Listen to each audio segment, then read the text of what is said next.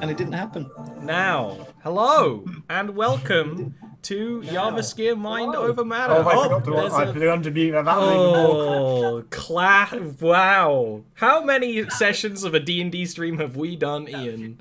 And to be fair, for almost every single one I've remembered, I just forgot today. And they'll never let you forget it. Never let you By forget them, it. I mean Ollie and Actually, Neil. I know why. It's because I was watching. Because I normally it's normally Ollie or no one on Twitch, but for once I was actually watching someone else on Twitch, so I had it unmuted for that reason. So I forgot to remute it. Anyway, welcome to Jarviskjir Mind Over Matter, our Underdark diplomacy campaign. The obvious thing to talk about first of all is that we have Nil is no longer on the show. They've gone to focus on more of their own things, which means we also don't have a Chance around anymore. We are still going to be doing this campaign even with a smaller cast. We've talked we could do this campaign with just Ian and Zoe, honestly, and we probably will for some sessions. Because, you know, we like the vibe, we like exploring, we like what we're doing, so we're going to keep on going. But that does mean that the first real point of order is Chance going home. And it's kind of perfect timing because you guys were just about to head to Gokhan's paradise. We're going to mostly skip over the journey through the majority of Narashiro Cavern's fungal forest. Because we want to get to this right away. It's around about a month's journey through the forest because your beetle does not travel fast. It is a very convenient way to move. It is not a fast way to move. It's about the same speed as walking, but it's way comfier. And means you can carry a lot more stuff with you. During that journey, Chance would express a couple of times that they're not really sure about all this. And the closer they get to Gokhan, the more sure they are about, you know, not wanting to be a part of this right now. When you actually get to Gokhan's paradise, the kind of circular gnomish enclave that's just sort of built in the middle of the fungal forest. It's not quite the middle, but you know, there's no real like signifying structural elements. It's just here it is. Here's the casino, right beside the roads. That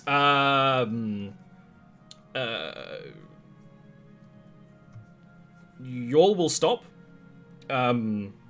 Chance will.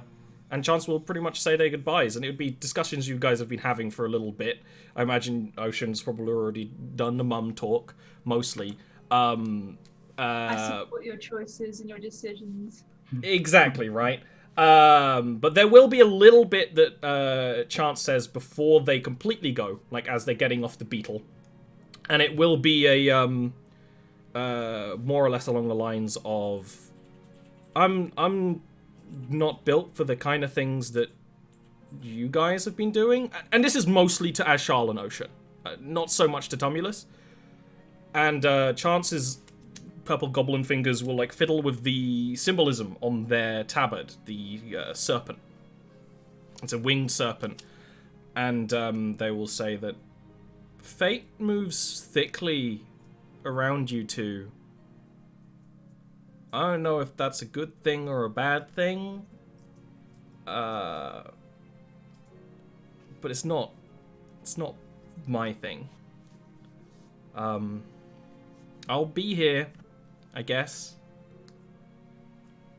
And Chance will hop off the beetle and go back home to the casinos of Gokhan's paradise. No longer a part of Orkshua's diplomatic crack team, which is now only 2 of 4. I'm doing a Galadriel thing. Oh! I just realised, I was like, go well and in peace. I didn't know whether you were doing a Galadriel thing or whether you wanted me to be like, yes, Zoe, what do you have to say? As a sort of cheeky thing, I had asked Chance to teach me Gnomish. You would have got 4 more weeks of that, yes. Okay. I knew so you that would have ask at come some to- point. Yes. That would have come to what? 6 weeks total? Yeah, 6 weeks total. Now, it doesn't feel right to do a session kind of hanging out in Gokhan's Paradise right after Chance leaves, because that's Chance's whole deal. So, you guys are going to keep going. Ashal bums a little sip off someone as you're leaving, and you can keep on going down a fairly major road. This is more or less like the Narashiro Highway. The road you've been traveling this whole time has been, like, well-maintained and has had traders and things like that. But now, between Gokhan and Narashiro itself, it's... Well, I'm about to say it's very decadent, but the correct thing to say would be, it's going to be. Only, you know, a couple of hours after leaving the side of Gokhan's Paradise, you come across a big sign blocking the entire road. That says, road under construction, please use another one, in Undercommon. There is even a little kind of, you know, the little happy cats with the waving? There is one of those, but it is like a little gnome bowing in like an acknowledgement symbol right beside the signage that is saying, hey, basically don't go down this way, it's all under construction, it's all being sorted. And you can even see there are supplies and things all about. Of course, as is ever the case, whenever you pass construction that's causing trouble to your travel, you don't see anyone working on it right now. No, you know, that's one of the great... They're clearly having a fungal brew. Yeah, having a fungal brew. Which means a couple of other options is you could just head off into the forests, or you could take a side road. You know, instead of taking the motorway, you could take one of the A roads between all the little farms and villages. And, like, we have an extra tiny little beetle on the head of the big beetle that just says, perform a U-turn. That definitely has to exist. Like a little magical navigation thing for the beetles because of how advanced the Underrealm is. You don't have that. Admittedly, Chance was your main beetle rider. Ocean is doing it now. Ocean has no training in this. So maybe off-roading is not the best idea. Yeah. Do I go left or right? There is no right. We should follow the roads, if nothing else. I do not know how far we are, but I may need to feed between now and then. I would rather not risk your memories. Okie dokie. You can lead Oppa, the non-copyright beetle, onto one of these other side roads, which aren't really maintained. They are very much like the side roads through any countryside. They are roads that either are being used for farming or were being used for farming. Do we get an underworld sheep in the middle of the road moment? Probably. It's just the beetle going, bah. Yeah, I was gonna say the only like livestock down here that's canon are beetles. So, there probably are like a woolly beetle that you can share. Why not? Hollow Knight style. Especially in the cold season. They're a beetle that when they lay their eggs, they like spray out a foam that hardens into like a wool silk that the eggs are in, and you can then harvest the wool silk from. He's worked it out. It fits because I'm simultaneously intrigued and disgusted. That's Jarviskjir. You're disgusted now? Get yourself in that foam and then let it harden around you. Woolly blanket. Why do you do these things, Neil? Look, you're keeping those beetle eggs warm. So, this is a good time for me to describe the fungal forest in general, right? I like to think of it almost as an underwater scene. It's more like you're underwater than underground, especially due to the general, largely like blue tones of the under fungal forests. The trees take many varieties of shapes, but most of them are bioluminescent in some way, although right now it's the cold season, so in some places there's like a layer of snow that kind of softens the glow, and particular fungal trees and fungal plant life that is more hardy to the cold is thriving, rather than stuff that grows all the other sorts of years. There's quite a lot of wildlife as well, especially now that you're taking a smaller road. The sort of farms that you're passing right now are actually abandoned, largely. It doesn't look like anyone's working them, either due to the winter, probably the largest bet, or just general economic changes. You actually notice... well, you know what? Why don't you give me perception checks? Why don't you tell me what you notice? But like the farmlands will be covered in like layers of snow, right? And things like that. Although it's not really snowing right now, it's just one of those things that the snow doesn't really go away. I notice a nasty beastie about to land on my face and eat me. A nasty beastie about to land on my face and eat me. Oh, get a free. Get a free. That would be good. Yes! That's got to be a success, right? That's Team Unity. That's Mario Kart. You get some money. But you know, you guys, you've got other things to worry about. I mean, you've got a much more quieter journey now. This is the episode where we die. I mean, last episode was nearly the episode where you die. And traveling through these kind of quiet, semi-abandoned farmlands is pretty slow and pretty boring.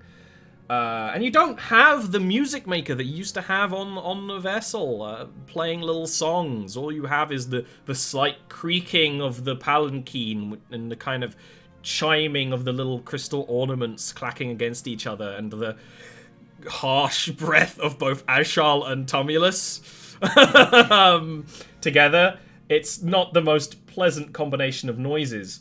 So when you hear beautiful song traveling between the fungal trees, it's quite a bit more endearing than otherwise, right? Beautiful sing-song sounds. In fact, oh God, can you three all give me wisdom checks, wisdom saving throws, please? Oh no. Why can't it be charisma? Oh, okay, fair enough. That's good for those two. Now we just need you to roll a 17. Ah. Okay, this is actually really good. So, Ocean and Ashal, you just hear that. I mean, Ocean, you've actually traveled through these forests before. And this is very much one of those places, almost like the Feywild, where there sometimes is just music on the air. And you're never really sure why. Perhaps a blessing by the Usurper Queen herself. And for Ashal, I mean, you come from a place where there is constant ambient psionic music. Although you don't partake. You haven't inhaled. But Tumulus, I don't know if Tumulus has ever been this far out. In the Underdark. In the Underrealm. Like this far west. So when you hear this song, oh, you know what? I have something else to do as well. Where are my dice? I've got the satisfying metal dice box now. Oppo will stop. Oppo will be the first one to stop when you hear this song kind of drifting through the trees. We'll just kind of like shake his antenna, shake his head, make out a little kind of deep little clicking noise. And while you're kind of probably trying to calm... I mean, he's calm. He's not like bothered. He just stops. That's when Tumulus gets off the palanquin. And Tumulus will start walking towards one of these trees. Tumulus, dear? I'm going to use my Tumulus long is like legs. humming along with the tune that he can hear. Which obviously doesn't sound very good. Ashal will float down off the beetle, but will stay near Oppa rather than following, and just sort of half call out to Ocean. Might be some kind of magical effect. Be cautious. Perhaps. Can I use my long legs to catch up? Oh yeah, you can follow him. He's not traveling very fast right now. Can I I just imagine sort of- probably speeding up as he's going, Can like I into catch his wrist when he's on like the edge of the street? Sure. Tamulus still wants to That. head off into the trees. Gonna just. I'm gonna put one of those child leashes over his head. Just get in. Do you have rope? This is also giving me flashbacks to the time that Nuri got charmed. Don't want even that to remember happen that. again. Oh god, it was horrific. Unfortunately, no. Yeah, Just so gonna hold the wrist. If you would, Ocean, I must head this way. I want to invite you to question why. He would he's not. It's not like he's engaging in a debate. He's like he said that piece. He turns away and he pulls to start going in that direction. you can give I'm me a just- contested athletics check. Oh, Ocean is big. Oh. Tumulus is strong. Give an at 20, go on. Oh god, that music is. I didn't say like it is unsettling. I Yeah, heard something and I was like, what is it? Okay. Tumulus, you can pull away, and then once you get to, you might think that he's gonna go head off into the undergrowth, right? But you will start climbing one of the trees. Ashal? Ashal? Ashal will slump their shoulders a bit and follow and start floating over at a distance. But we can That's just move over. when you see a swoop from one tree to another. The swoop of a large bird, perhaps you may think, until you get a better look, although they It's a are quite a monkey bit above siren. you. That would be pretty cool. Unfortunately, no, Ian is right. They are harpies. Deep blue of skin with wings that are kind of opalescent in blues and purples. These blue-winged harpies of the Underrealm. You see actually now two perch on the tree that Tumulus is heading towards, singing, luring him up. This song kind of emanating in balance between the two of them, and this is gonna be when you guys are gonna be rolling me a little bit of something that rhymes with Splinitiative. I try. Oh, that's the wrong number. These are some chill beats that I would study to. As I said in chat, it reminds me of the Ultra Beast habitat in Pokemon Sun and Moon for some reason. Like very Interesting. sort of otherworldly, floaty. You know what? From what I've seen of it, because I was gonna borrow Ultra Sun or Moon, whichever one, from you before lockdown got Yes. intense, So I didn't get to play it. it. But I have seen a little bit about that, and it does sort of seem similar. Just this part of the Underrealm in general. The Harpies Harpies in Jarviskjir, they don't have they're humanoid, feminine, but they don't have arms. They just have the wings.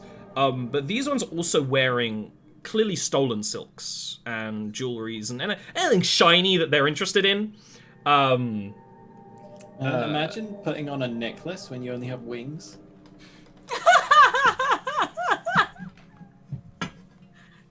It's a good point. No, Maybe that's why they rolled bad initiative. Maybe that's why.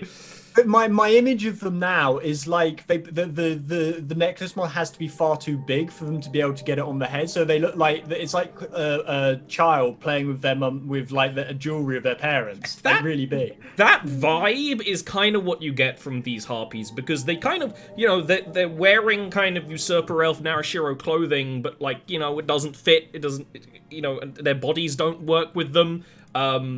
They have high heels just hanging from the little bird feet. Their bird feet are way too terrifying to have the heels, luckily. They have a few on each claw.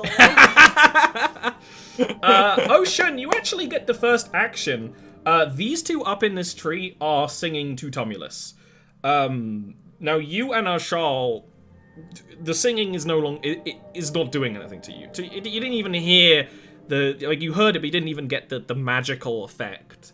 Am I also immune to their effect? You are for now. No, I mean in my thing with I'm immune to sleep, aren't I? Yeah, that's a elven thing. You're immune to sleep and have advantage on saves against charm. So you actually would have had advantage on that check, but you didn't need it.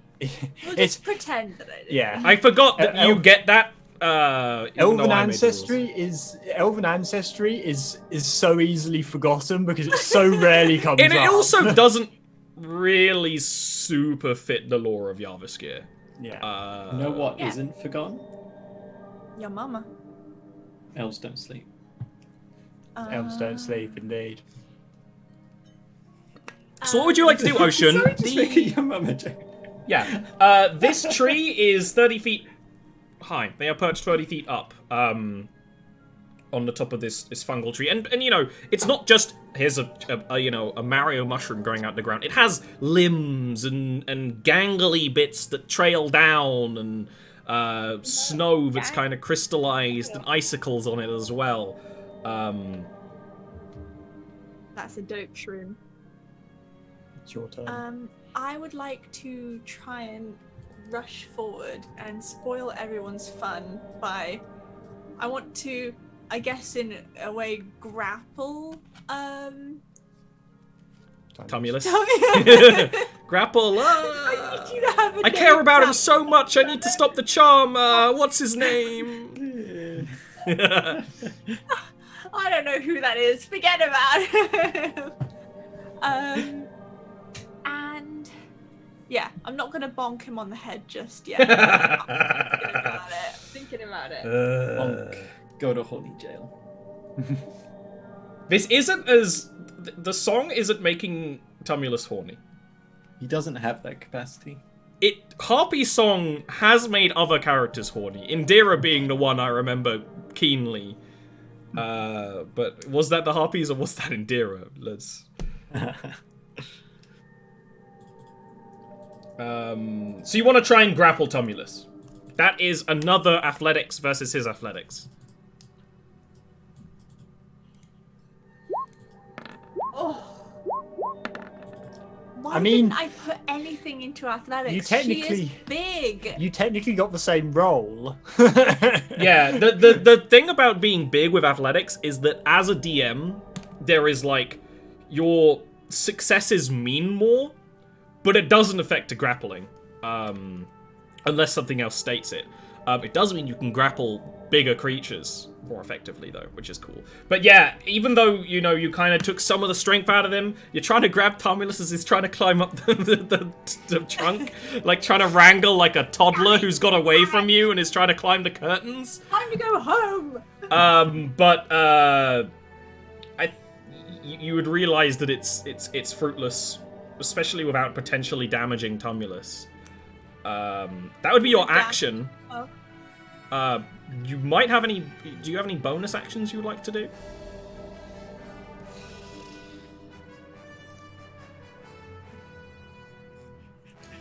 This is suitably heroic for Tumulus' escape and climb. He's escaped the party. No, there will be no party members left. Tumulus is going to climb this tree and then just fall off and be fine. Ocean to the bottom screaming, "No sweets for a month!" Okay. Yeah, I'm going to ready my spiritual weapon. Oh, have you used your spiritual weapon before? I don't think so. Okay, so what is the spiritual weapon? What manifests? What is the symbol of Ocean's connection to Idrith? A whip. It could be a whip, it could be like a couple of like stabbing daggers, like a pair could be kind of cool. What do you think? She just holds it. I mean, to be fair, I did. You can't save that with this hand motion. Just holds a pair. I mean, to be fair, Knight did have a die in a cup. Yeah, it's look how that worked out. It's not because especially for Ocean, Ocean is a cleric, but not a priest, right? Your connection is you're almost more of a sorcerer, right? It's more personal, or more maybe a warlock. So it's not like it has to be. I mean, I don't think we've ever seen anyone else use a spiritual weapon from the Usurper Queen. It could be pretty much whatever you want, and it could change along the journey as well. What are you thinking? I need to know so I can make it summon. I think it's gonna be a scythe. I did think scythe, but then I was second guessing myself. You've met the samurai with the scythe, but at the shrine. So maybe that's what inspired you. Where do you want to summon it? It has a large realm. And also, what color is it going to be? The magic of Idris is usually an ivory white, but yours is sometimes like, more shadowy. What are you thinking? Maybe I purple? think it would be more like her skin and clothing kind of color. A really deep, sort of dark or purple. Yeah. Yeah, my emo purple side. Whence do you want it? Because it's 30 feet. I think you could summon it up by them. Probably. Yeah. And then it gets to attack. Ooh! Yeah, spiritual weapon is busted, which is why, it's worth remembering. That's absolutely going to hit. Ooh. Yeah. These harpies are wearing nothing but stolen silks. The least protective of silks. Yeah. If anything, it'd lower their armor class for the... Yeah, that's okay. It won't make any difference.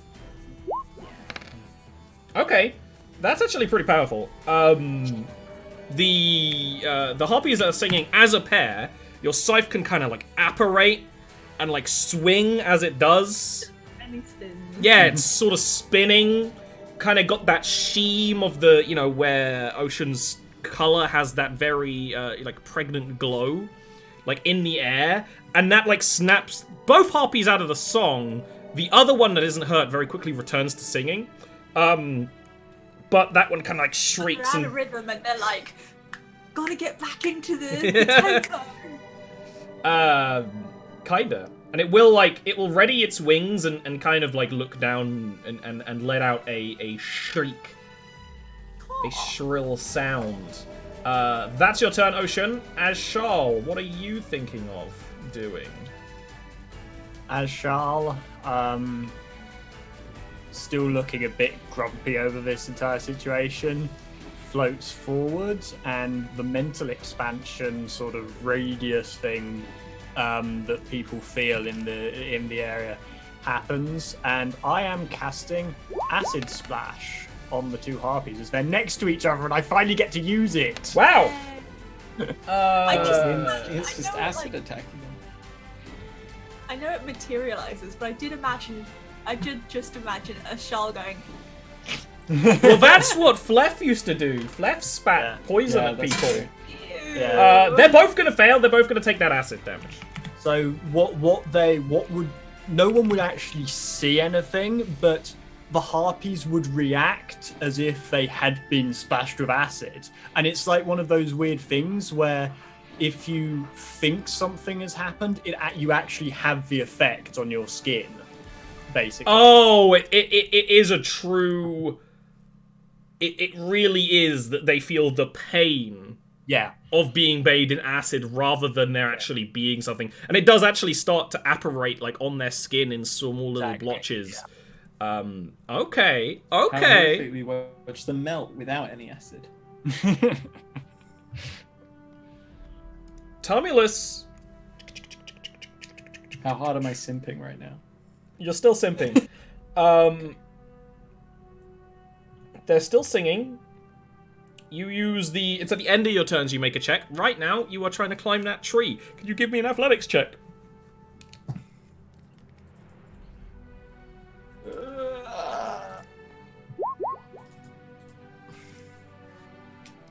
Though luckily, Tumbless isn't really going anywhere.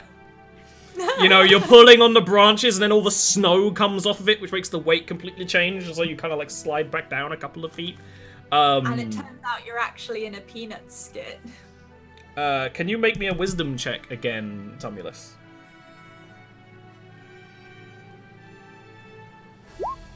Yeah. It's kind of when you like fall and like catch yourself and you have that moment a bit like when you're rudely awakened from a dream when you fall, and that snaps you out of it. Snow in the face. Yeah. And that would be when the harpy stops singing, because they can tell that you're snapped out of it at the same time. And then there would just be them shrieking down at you in a sound that's somewhere between Karen yelling at the manager and Hungry Bird. It's somewhere in the middle between those two realms. Look, I'm not happy at that reference either, but once they got in my brain, I couldn't not say it. I just like the idea of everyone just making eye contact with each other for a second before, like, they're like, yeah! Yes! There's like a pause, and then one's gonna actually swoop down. It's going to swoop this way. It's gonna be in the air. You know, at least 5 feet up, but enough that they can still get it, you know, claw down. They attack with their taloned feet. And is going to make an attack at you. That means that they actually have advantage, because they're above you. Ocean, what's your armor class?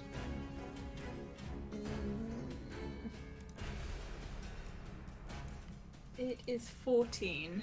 They get a 13.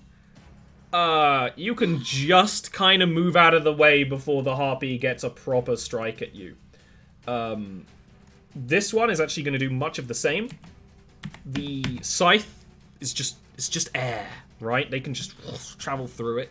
And we'll get to a flanking position with Ocean, the big scary threat. And actually will get you with her claws. Her taloned feetsies. They got all these new dice, but they're still like, I don't know if they come from the company. Like, they're so smooth and slick, they're hard to pick up. It's crazy. Either that or my dice box is accruing wetness. I don't know how that works. It's a cursed dice box. It's gonna fill your room with ocean water. It's mildly damp. That's the curse. Forever. You're gonna take. I mean, that is a pretty bad curse. You're gonna take 7 slashing damage from the harpy getting up behind you after you dodge the first one. Just a kind of claws down the back.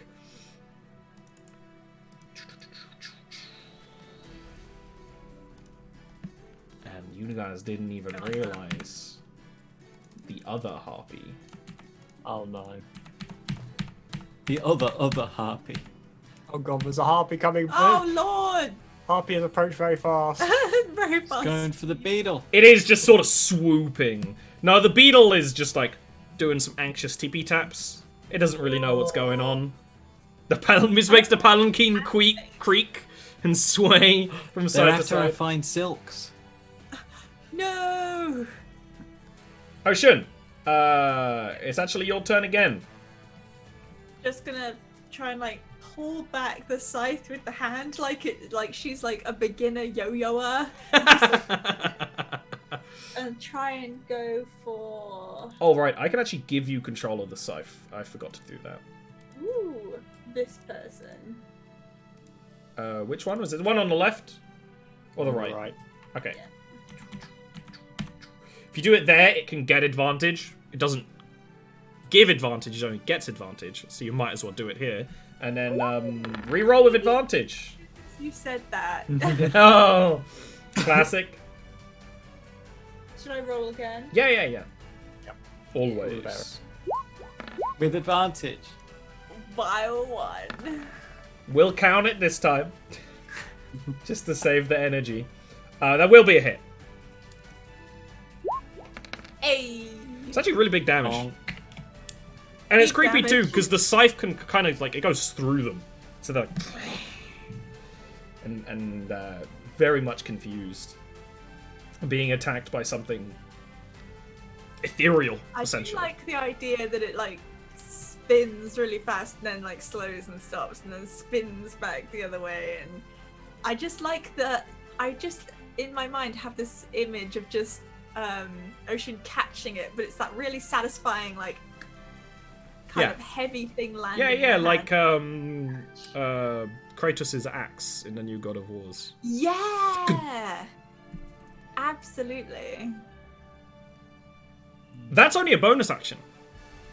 Ooh. So you actually have a full other action to do with what you wish. This harpy is thoroughly bloodied at this point and fairly exhausted, honestly. In that case, I will do the thing that I just described and pull it back towards her and have her like catch it. Punch. Yes, I I'll don't just think punch you it. can move it You can't again. The But move you- is part of that initial Bonus action. bonus So action. with an action, you can Yeah. just dagger something. It's been like 2 weeks. I've Oh, yeah. already forgotten. No, I mean, you haven't even used that before. So it's I will fair. kick. I will kick it in that case. I am tall. I will do a big kick. Are you sure you want to kick it? Or use one of your weapons that will yeah. do more damage and be more effective? That's a 1, isn't it? Yeah, one it'll back. do 1 plus your strength modifiers if you kick it, which is, Okay. you know, What? not soups worth it. Unless you're the right kind of thing. Whereas, you know, if you're just wielding your daggers and still punching, you do the dagger damage, which is worth it because you're a giant. I'm big. I wonder if I can. Okay. I'm gonna do the stab. The stabby stab. That's a hit. Nice. Owie. You've been rolling really, really good damage. Holy shit. Yay! This harpy is not dead, but it's not quite alive either. Excuse me, As Charles, young lady. while Neil is being bothered by his kitty cat. What do you want? Huh? I want to be bothered by a kitty cat. It involves a lot of leg aches if your kitty cat is as fat as mine. Aww. Okay. No, that doesn't. Just out of curiosity, is this just a map effect, or is this like actual water, or There's no water, it's a bloom of glowing? shrooms. It's shroom glow, of course. Of it course, is. they do Like, have shrooms. snow on them, and snow is water. Yeah, but it won't work for what I have planned with shape water. Yeah. As shall out of the corner of their eyes, seeing this one come up behind, is going to Ashal has the flag defended. change direction and go with a mind sliver on this one. Okay. Intelligence? Hopefully these harpies aren't intelligent. It rolled a 1! So that says something. I don't know what that says. Harpy isn't right now. That harpy, as it's like, it's going full speed, and you know, it was had the height advantage. It was just gliding, very much like a bird of prey, and then it just kind of swoops its wings back and stops. You know, because you might be starting to get used to seeing. It's more how Ashar's spells affect people rather than what you actually see. But it just stops and kind of like shakes its head in confusion, sending its long, kind of matted hair like flowing behind it. Definitely rethinking the strategy. I'm going to stay right where I am because there's not really anywhere safer. Not that I'm particularly safe right now, but Tumulus. These guys, the harpies are around 5 feet up above the ground. That said, big heavy weapon of yours, I would say you can get the reach. You know, it's a great flail. It doesn't have reach, but it definitely has this kind of reach. I mean, technically, I'm within 5 foot there, right? Oh yeah, if you went Because under it, I yeah. just come under it and just go. Yeah. Wonk. Yeah, if you go under her, you can swing upwards. Hopefully, that's gonna hurt. That's all I've got to say. That's a hit. Bonk. Yeah, you could just bonk her in one of the thighs, and it like makes her kind of curl up in the air for a bit, in pain. Very much not Like happy a about Tuscan it. Raider underneath her. Right now. And you're not raging right now. You're just regular fighting. Not raging right now. Okay. Well, the harpy above you is going to immediately switch tacks, seeing that, and is going to attack down at you twice. Where is my second dice? What's your AC, Tumulus? 15. Gets a 14 on the first attack, and will hit with the second. We got some good hissing, slabbing, stabbing noises with the talons. It's going to be 4 piercing damage.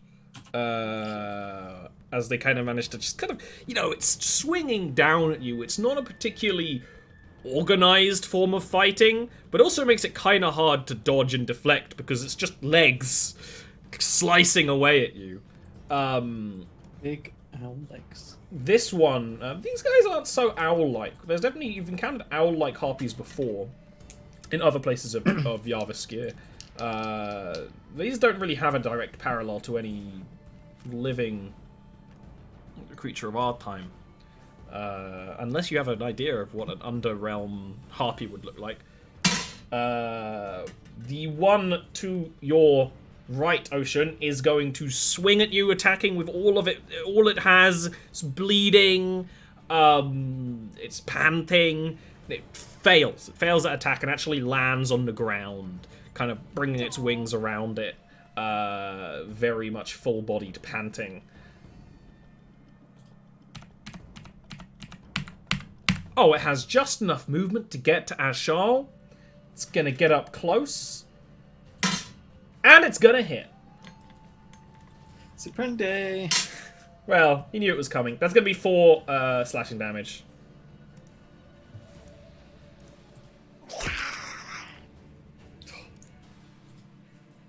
Yeah.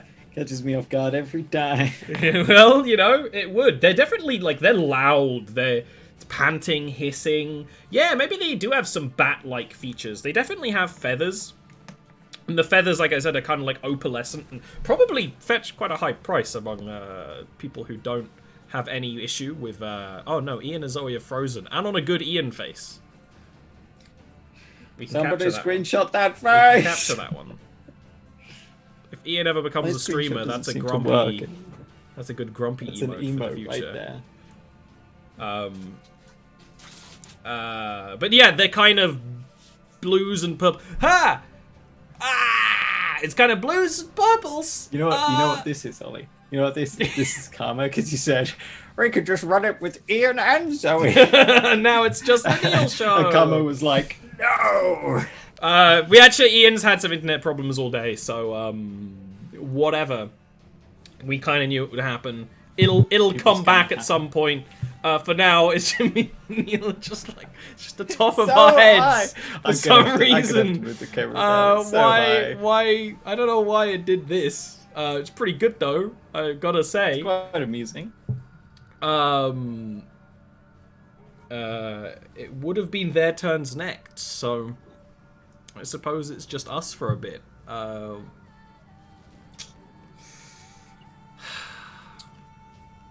Well, what's going through Tumulus's dry little mind right now?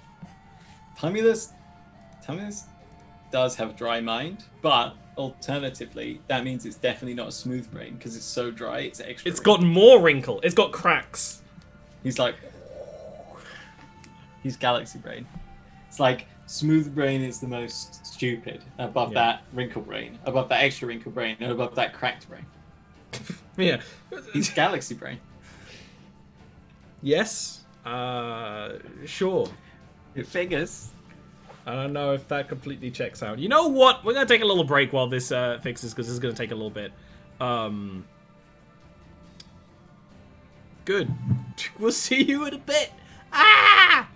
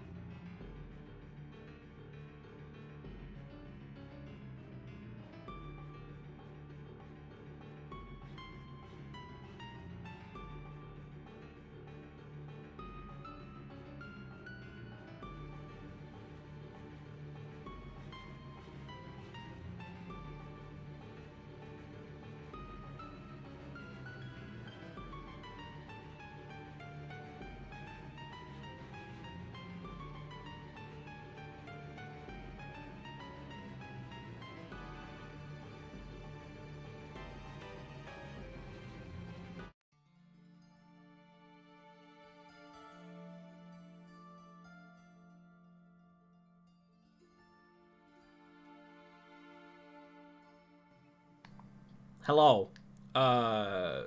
Shit's fucked. Welcome to Jarviskjir After Dark. I guess this is Jarviskjir After Dark. So Ian and Zoe are gonna be a long little while. So we'll just like chat about Jarviskjir stuff for a bit. Because here we are, and we were talking about harpies and other characters a little bit earlier, so we can kind of do a little bit about that. Because I like harpies a lot. They've always been one of my like favored monsters. I've already done the wiki page on them, although it'll need to be updated with these ones. Because all the different little sub races and stuff, right? Like, oh, here are these harpies that grow in the Underdark, and they have these qualities, right? Like, that's cool. I like that stuff. I think harpies are really fun, and they're a more progressive sign that D&D has changed from like their previous incarnation of Boog-winged ladies. They're now like a magical creature. Yeah. I think they've always been very creaturey. If you actually like go back, they're just creatures who happen to be naked women. But yeah, I know that's not like their shtick, but it's like sirens and harpies and everything. You know, they've all got this base. Yeah. And it's nice that you don't feel that so much in D&D, modern D&D, that it's like, yes, they happen to be, like you say, but it's not like... Yeah, that's the vibe I go our for. Entire thing. That's, like, I described that in the wiki thing, so I was thinking about it. One of the reasons why I like doing the wiki is I like to... it makes me think about things like, are there male harpies? And I kind of like the idea that there aren't. They're all these sort of feminine humanoid monsters, and they have entirely different biological processes because they are monsters. They're not like you know, like a player race or anything. Well, it's like when you see an orchid that's evolved to look like a bee, right? Yeah, right. They've evolved in that way to specifically attract. Yeah, or, I don't or, think, or because that's the thing. I was thinking about, like, their song attracts humanoids because they like to eat humanoids. They're carnivorous. That's the vibe. Elves are more immune to it because elves live in the same places as harpies, right? That's literally the logic I used for it. And I did a little bit of elaborating on the song as well, and basically keeping the cool harpy stuff while allowing for more harpy stuff. Some of the stuff that's really specific and some stuff that's extra. And one of the things that I do is always with my harpies is that they don't have the arms as well. D&D typical ones do, actually. In the monster section, they have a club. Really? Yeah. Would you give them like claws on the end of the wing, or hands on the end of the wing, or none? I did that in the wiki. In that, very good with their feet, right? Their feet, they can basically use like hands, even though they're taloned. And then some can learn to use the little claws on the end of their wings. Though it's not like it's a trained skill, and it's not exactly like harpies. You know, sometimes they'll train the young, but also a lot of harpies' shtick is instinctual. Like, the song is instinctual.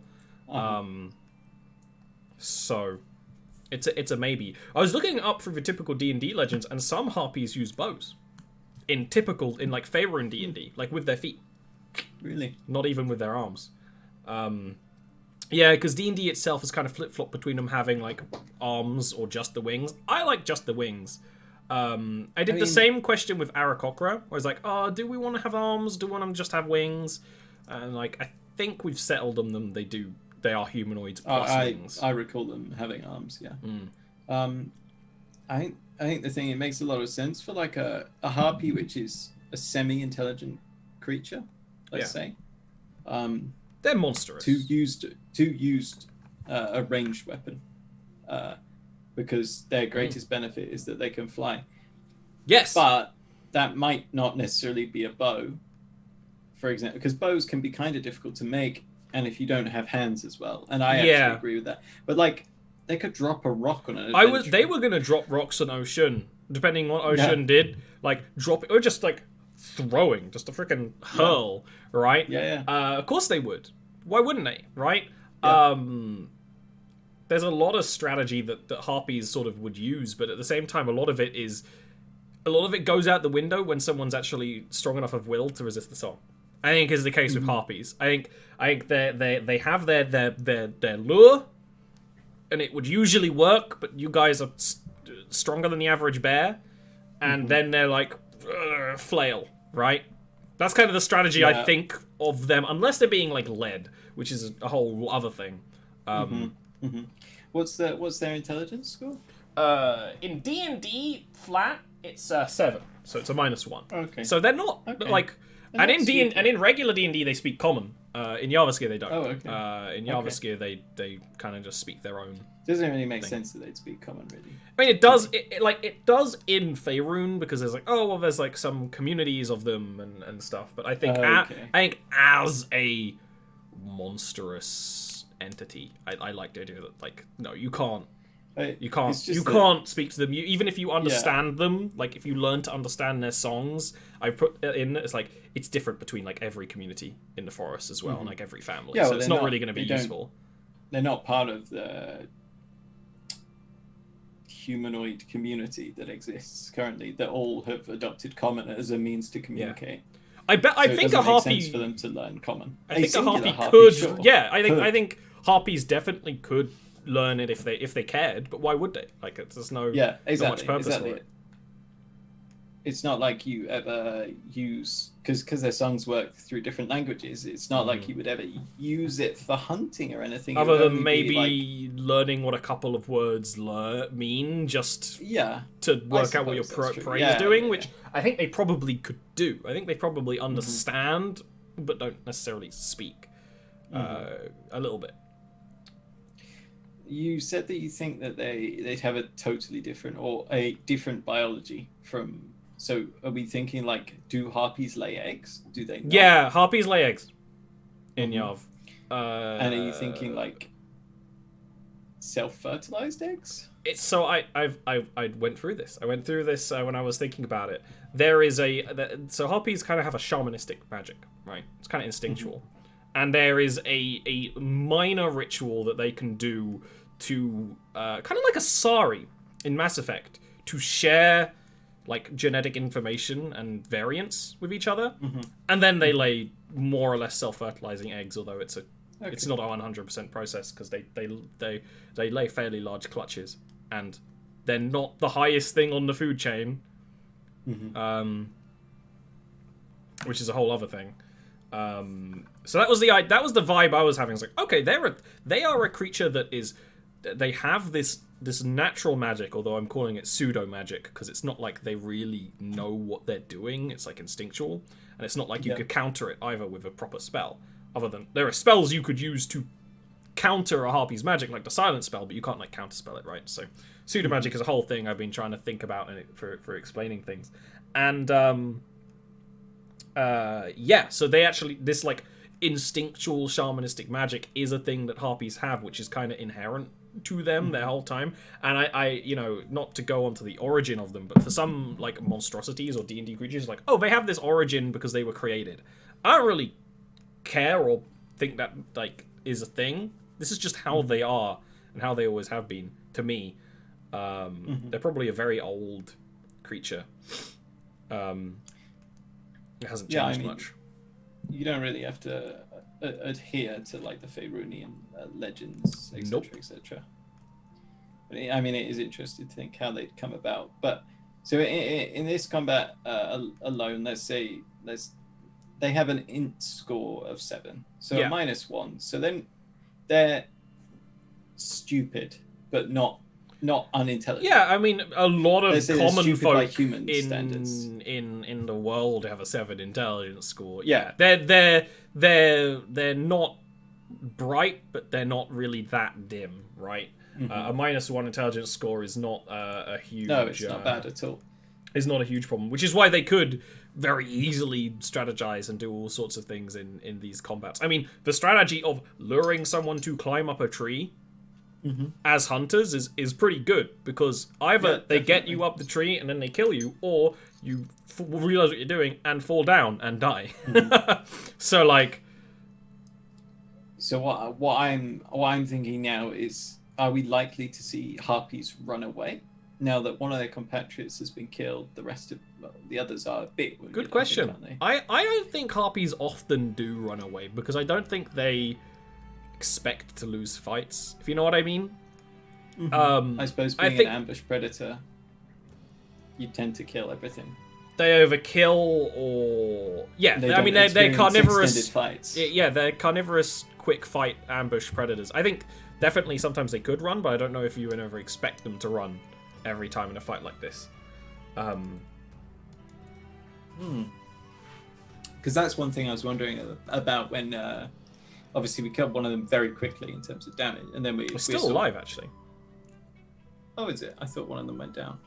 Nope, they're all alive. One Oh, is just my one bad. is just That was a lot of very damage, low. yeah. One is So very low. we're dealing a lot of damage, and I was wondering, like, I wonder whether, because obviously they're not. I know harpies are more intelligent than, say, some of the monsters you might face.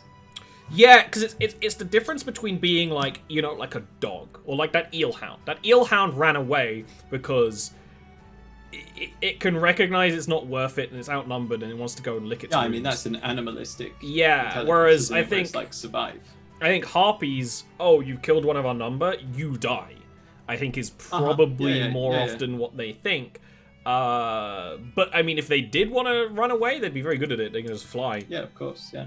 I think Yeah, it I also mean, that's depends on the interesting. type of harpy, right? Where they're around. In the Underrealm, I mean, you gotta fight hard, I think. Yeah, which is interesting actually. So, harpies are typically community creatures. Yes. What about, say, a more owl-like harpy or something like that? Would they still, although they have the aspects of this solitary creature, They still live in terms groups. of visit, they still live. They in still live. communities, Harpies so- always live in groups. Usually not very big ones though. Like 3 to 6. Okay. And that's not really including young either. Like that's adult harpies more or less. So we could be slaughtering their entire family right here. Yeah, but also I think harpies are the kind of thing that the baby ones can just kind of get on with it. They go Well, their on to method of hunting little hunting, beetles, and yeah, then as long as they have grow a up. voice box, they can do it, right? Yeah.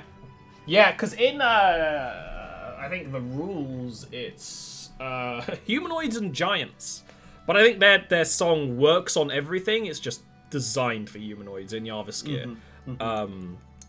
Well, I mean, three baby harpies that lure in a goblin could probably do it in. I mean, Yeah. you know. Yeah, that's horrifying. That's like the scene in Jurassic Park 3 with the tiny velociraptors. the comfy, Yeah, I think that's kind of the case. I think that's also another reason why they're not like, because they're not really nurturing, caring things, and they don't really have any way to do much in the way of medicine either. It's funny when you were talking about, oh, they probably have the big jewelry. I was thinking that they put it on each other. Well, Right? yeah, no, well, Zoe's like, or Ian was like, yeah, they just have really big jewelry. Because I'm thinking, obviously, a quality seen among many birds is that they will take shiny stuff and put it in their nest. Yeah. These guys can go one step further because they mimic humanoids. They're putting on silks, they're putting on jewelry. But for like things like necklaces or earrings, like you ever tried putting a necklace on? Oh my god, the little patches. Or Yeah, exactly. And I it was thought that just a was funny kind of thought. a cool, like, it's almost a difference between the Underrealm ones and the surface ones, because I don't think you'd see the ones on the surface doing that so often. No. I thought, it's always a cool opportunity to be like, okay, here's a thing in the Underrealm. How is it different from things on the surface? That's why I wanted to do Underrealm harpies. I think For that kind of reason. I think it's, yeah, like you say, it's more likely in the Underrealm because, like, civilization is more concentrated. Like, it all exists, or where it exists in these big bastions. Yeah. And then sort of outside, it changes to wilderness extremely quickly. Whereas, say, Northenden or Goldport, you're out in, like, fields or whatever. The monsters are in the mountains and things. There are Exactly. harpies around Northenden, but in the mountains and in the Forest of Frigid Mists, right? Exactly. Not in Whereas the fields. in the Underdark, you sort of leave, and within a few hours of travel, you're reasonably at risk. And that's why most people don't leave. Yeah. And that's the thing, right? Underrealm harpies, they probably eat pretty well, because all it takes is one young elf who's like, I'm gonna go off and visit the other city, and they don't go on a beetle, or even if they do, and then they just fail the check and get eaten. I mean, Yeah, that's it. Yeah, I mean, totally. especially with increased footfall of other species, other races. Harpies be eaten well. Yeah, Harpies be especially eaten well. people that come through and don't have resistance to these sorts of checks. Yeah. Like elves, obviously, like you say, naturally have a resistance, but a singular dwarf or even gnomes don't think they do, because although they have resistance to magical, but it's not magic. It's not magic. Yeah, it's pseudo magic, which is the term I've kind of like to describe. Dragon breath is the other one, right? Yeah, no, I like it that doesn't. because It's like an uncheckable kind of magic that's. Yeah. If you try to research it, it becomes magic. Pseudo magic is its only very situational thing. We've had instances of that where we're like, oh, you know, a beholder's anti-magic field is like pseudo magic, but their eye rays, I can't even recall nowadays whether or not they're pseudo magic. I think they're also pseudo magic, because you can't, it doesn't make sense to. My logic is can you counterspell it, right? Is it a magical ability that comes? Is it a magical ability that's down in the attack section, or is it up in the magic section, right? And the big one being dragon breath, because it's like, a dragon priest can learn how to do dragon breath, but if they do that, it's divine magic, right?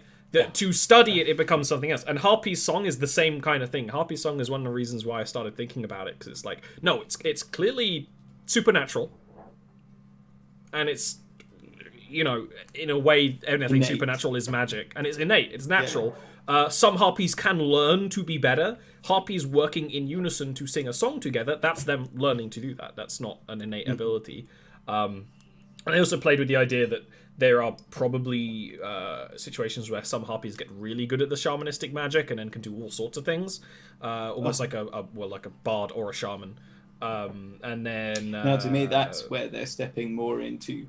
They have magic. At that point, they have cast magic, spells, and they can cast spells, counterspellable, etc., with certain, Yeah, it would be a harpy with a spell list and maybe some unique abilities that don't work that way. And that would be a situation where a harpy nest or coven or whatever the group is would be really dangerous, right? With a smart leader, I think. Yeah. Because harpies are dangerous, but not the hugest threat, right? But that would be much more dangerous. I think, like foresters and things know of harpies and know how to be careful around nests and things like that. Yeah, I mean, there's a level of greed, of avarice, of gluttony, I think, in these creatures as well, because they weren't like, they set a trap where when they had 3 people coming, they still go for it. Significantly bigger, they still went for it. Like, they could have maybe cut their losses by trying to carry Tumulus and leg it, or I mean, though they would have been sorely disappointed by getting that lump of raw meat. I was also interested that Ocean didn't try to communicate, because with Ocean that could have worked.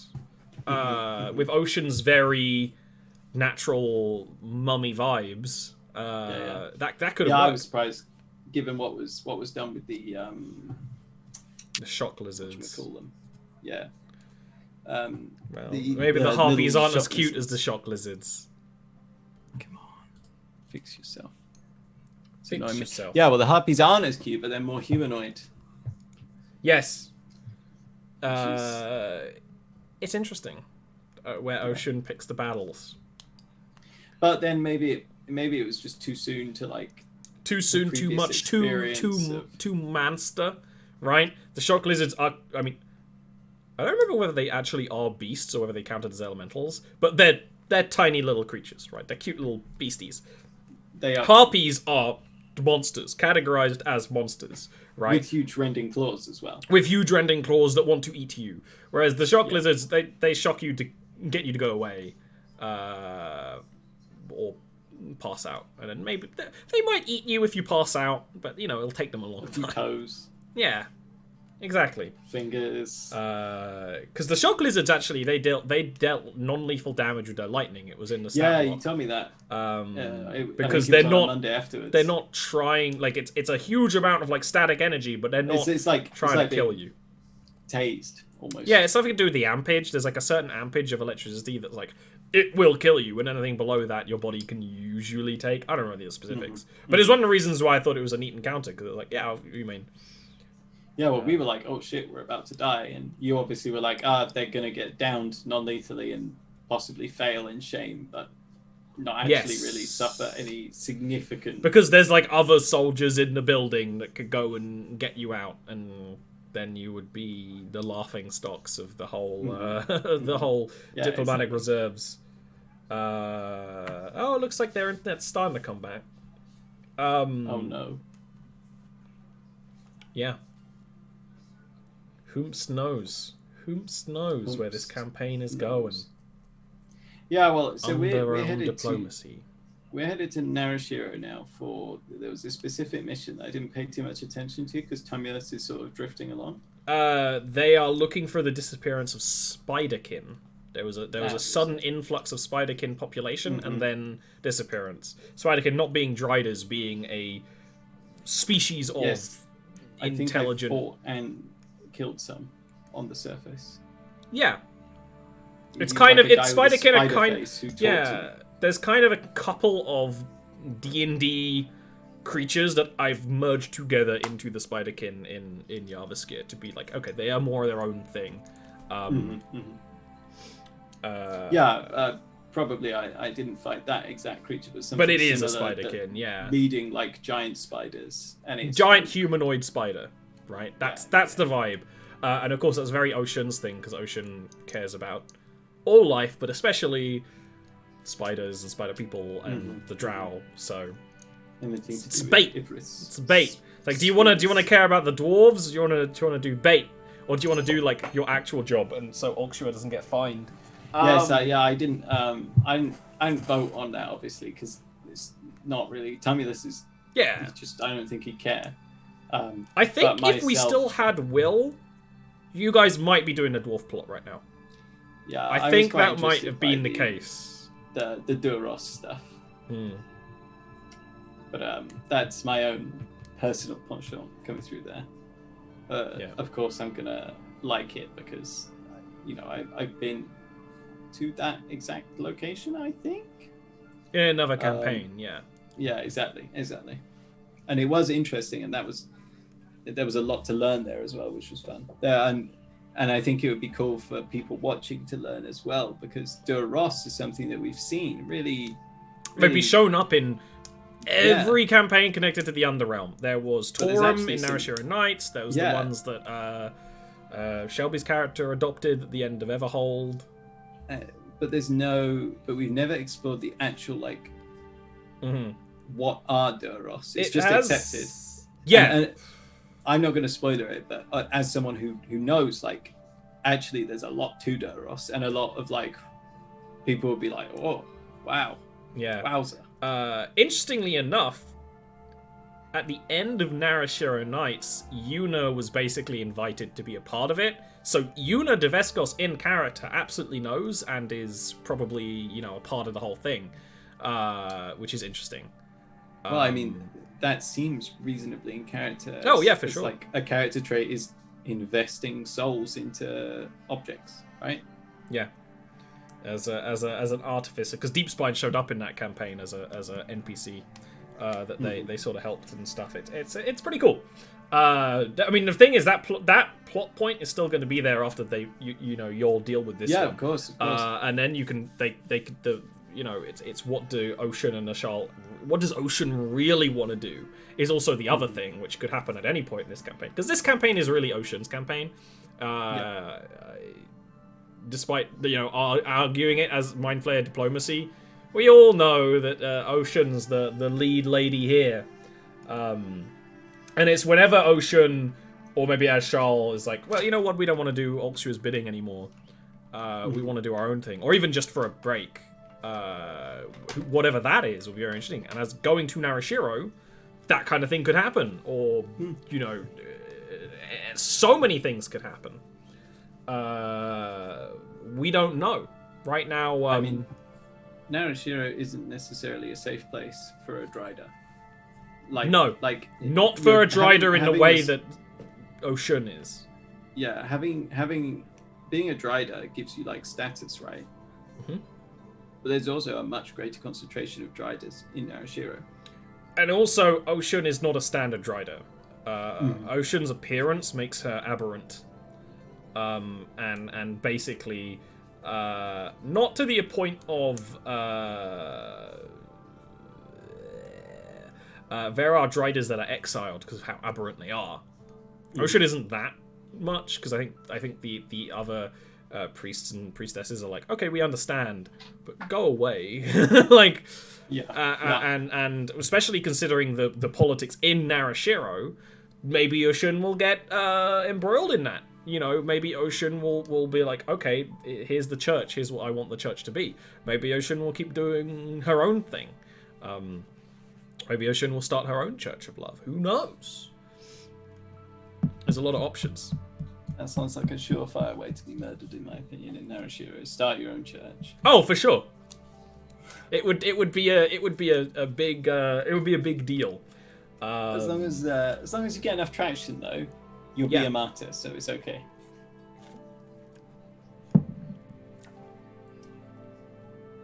Yeah, we'll see.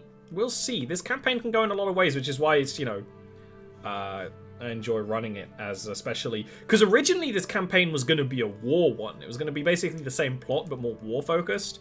But the more diplomatic focus is definitely more our vibe, and especially the vibe of both Ian and Zoe. Even though, yes, as Zoe says in chat, they want to get more warmed up to actually doing the diplomatic things, because Zoe's never really been the party leader doing the talking. Yeah, I mean, the longer you do these things, and the longer you play a character as well, you get like an idea of what the character's like, and it makes everything else easier, because it's easier for you to know what your character. Yeah. Like, you don't have to sit there and be like, what would they do? You just know what they would do and what they want. Exactly. Because you develop the persona, and their experiences develop them, and you get this idea of, it's not, Tumulus was designed shorter-sighted, of course. Mm-hmm. So he came into being more fully formed than, say, my other characters. Yeah, some other characters you go, here's the concept, I'm going to put them in the world and see what changes them. And that's very much what's going on with Ashal. Ashal is baking and deciding, Ian's deciding what things interest Ashal, what things don't, what Ashal's worried about. Whereas Ocean has much more of a finalized gloss, but it's how will Ocean interact with the world? What battles will Ocean choose to take? And that's gonna change everything. Maybe, who knows? Depending on what Ocean wants to do. I can't even plan. I don't know. Yes, and that's always the thing as well. When you start making a character and you think it's like, this is definitely what they are, and then you start playing them, just naturally gaps form. But that's natural, right? That's the process. That's sort of part of the fun, where you're like, okay, well, what do I do to fill in this? I agree. Where do we elaborate? Where's worth elaborating? Where's where it's like, who cares about that bit, right? Sometimes. What things are you gonna go and stamp? Like, another thing is especially in a party game like D&D, what things are you going to be flexible on? What things are you going to be inflexible on? Like, oh, my character would never sign up to do X. And if that is something that we have to do, then it's going to be a problem. Like, that's a topic. Whereas often with a D&D character, you have to be kind of loosey-goosey, down with the flow. And I think it's where Ocean chooses to go and not go with the flow, which is going to change how this campaign goes. No pressure, Zoe, but also, that's the campaign, isn't it? Yeah, I agree. I think that's actually where people get caught up on a lot. Is really, I nearly said dangerous, but that's not quite what I'm looking for. It can be really awkward if you play a character who is really disciplined, who sticks to their morals, etc., etc. 100%. Like like we say occasionally, you know, like Nuri, one of my characters, really did have a set of morals that were like relatively unbreakable to him, and it caused issues in the party, and it is difficult to do. But that was a different situation because you made the character with that in mind. It wasn't an accident. It wasn't a campaign where a character is following religion and it's so strict that like the campaign can't progress past it. And that's not really ever happened with us because it's all, you know, my campaigns are all about how your characters sort of interact with things. So there's rarely a bang, this is a no-go situation, but it can happen in other campaigns, especially when people are just getting started with role-playing. And I think that the case is that flexibility of, and I've had to do it in other campaigns where it's like, okay, well, my character wouldn't usually be interested in blank, but now they are, because that's what we're doing, right? What is my character interested in this situation with, right? Like, is Tumulus the kind of person who ends up going, who ends up really caring about this diplomacy stuff? They're just kind of here along with the flow, helping them out, right?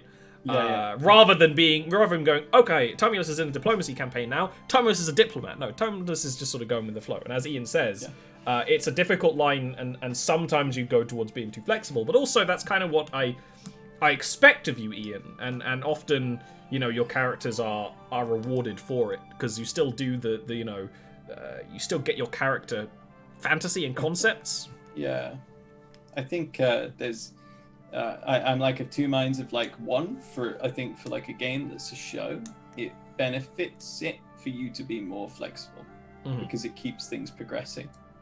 But at the same time, this is probably because I play D&D in a show setting and a non-show setting. It benefits the show.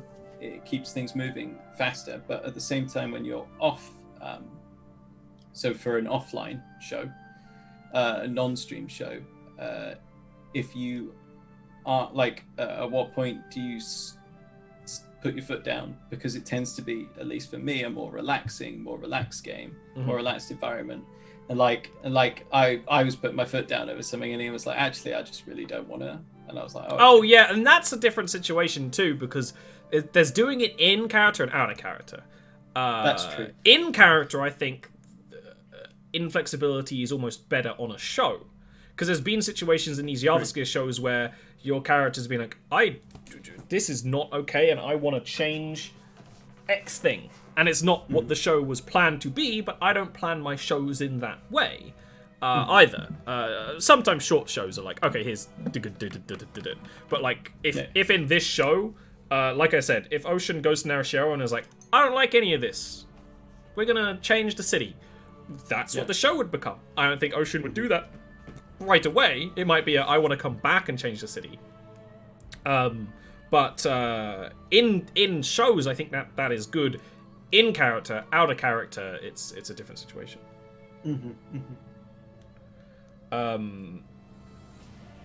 How's the internet, Ian and Zoe? Because you can rejoin and we can go back to the game at any time. We're just chatting shit until then. 4G. Yeah, I think so.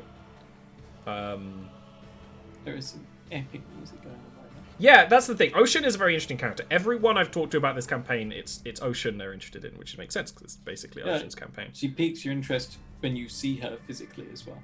Yeah. Well, the advantage of having the character art. Is she pregnant? Which is not common among D&D characters. No. Yes.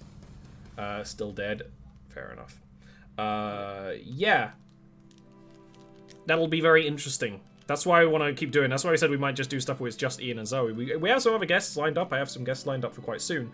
But it's mostly able to have those kind of guests and other people rotate in and out because it's mostly about Ocean. And I think Azshal will kind of take more of a... Now that especially the parties are smaller, I think Azshal will be doing more stuff. I mean, there's the whole story of Azshal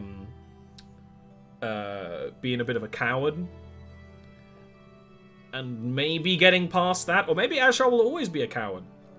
You know, when you play D&D with a party of 4 people and it's all organized, you're like, okay, D&D is a fighting game, right? It's a game where you get in fights. With just Ocean and Ashal, this campaign might not be a fighting game anymore, right? If fights happen, they'd be in a very different way. I think maybe they would both become more cowards and not take fights until they need to, right? I mean, who knows? In a way, it's refreshing of like maybe they're the D&D party that like you're like roll initiative for these harpies, and they're like, okay, we're running now. By the way, yes, we're literally just running. That might be the future, or the future is okay. We're hiring like bodyguards. Yeah, we're not fighting. And while that's not something that I would usually encourage in D&D, is actually one of the reasons why I've made my own custom system is for campaigns like this. I think for the purpose of storytelling, that might be what happens when it's just those two. I think Ashal is interesting.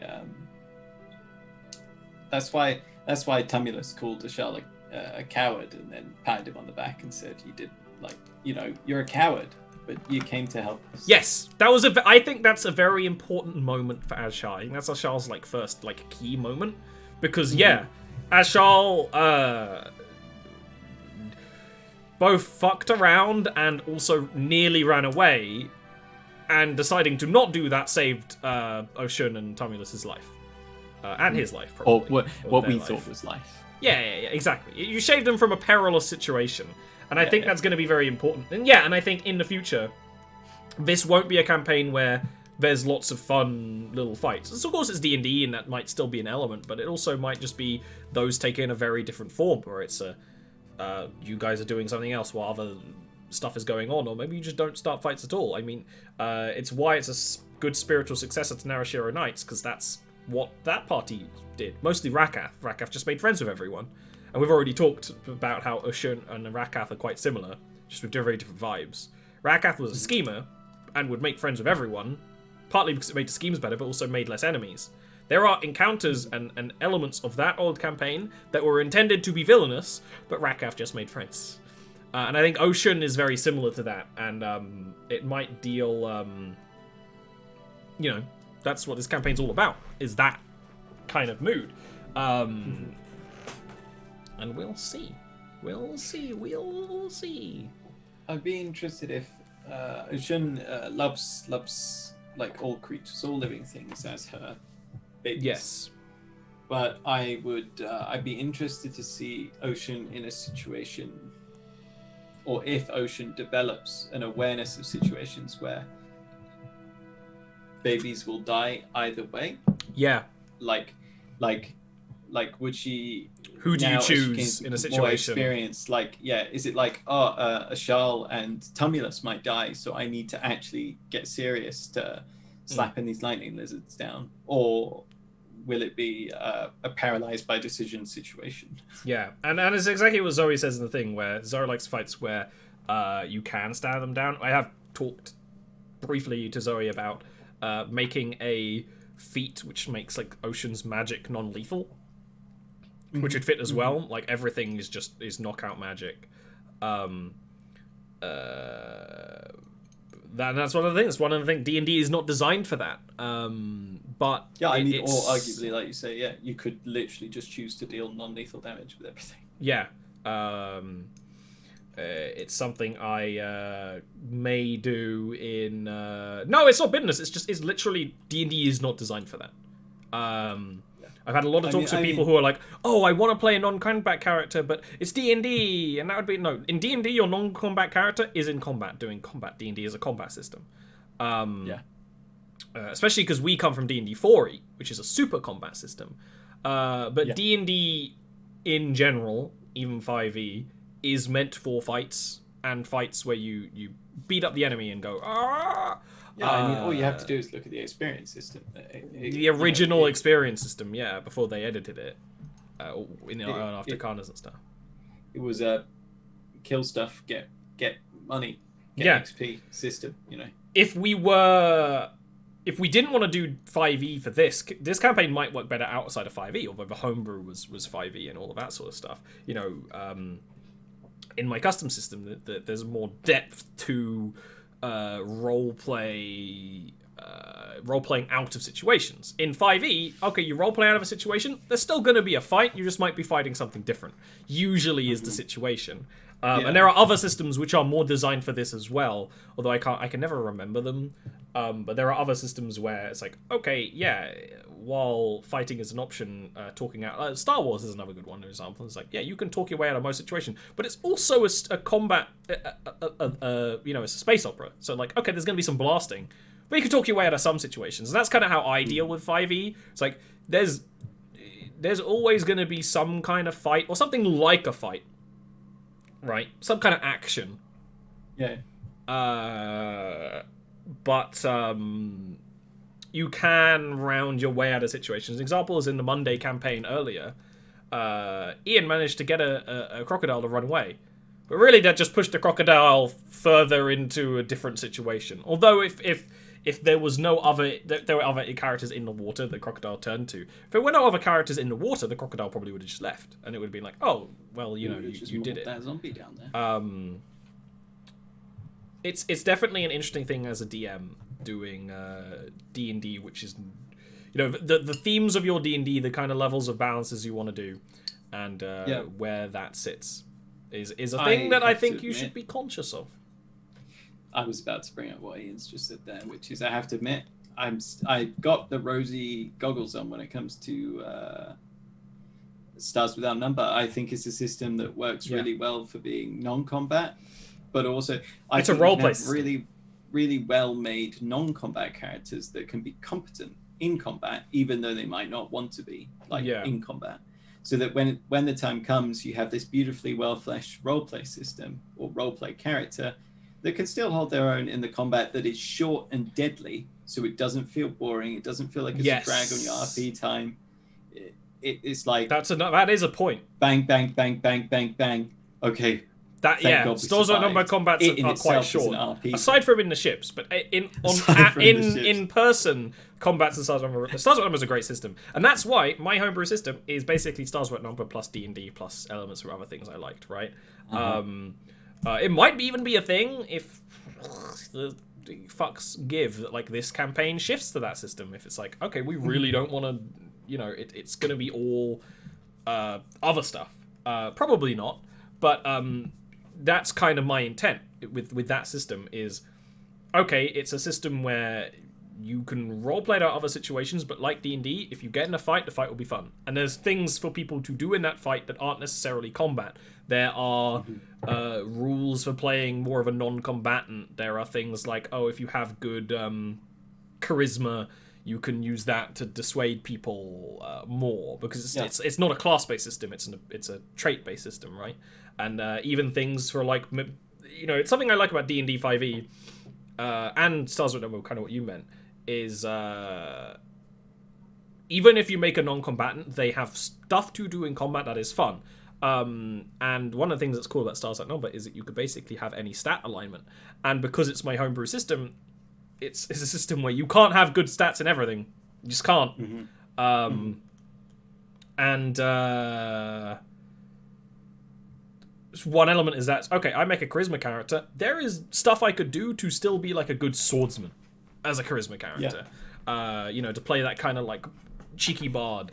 And I added in a lot of different, you know, magical elements, and that system should be a good one too, where you can bring in as much 5e as you want with just a couple of tweaks as well.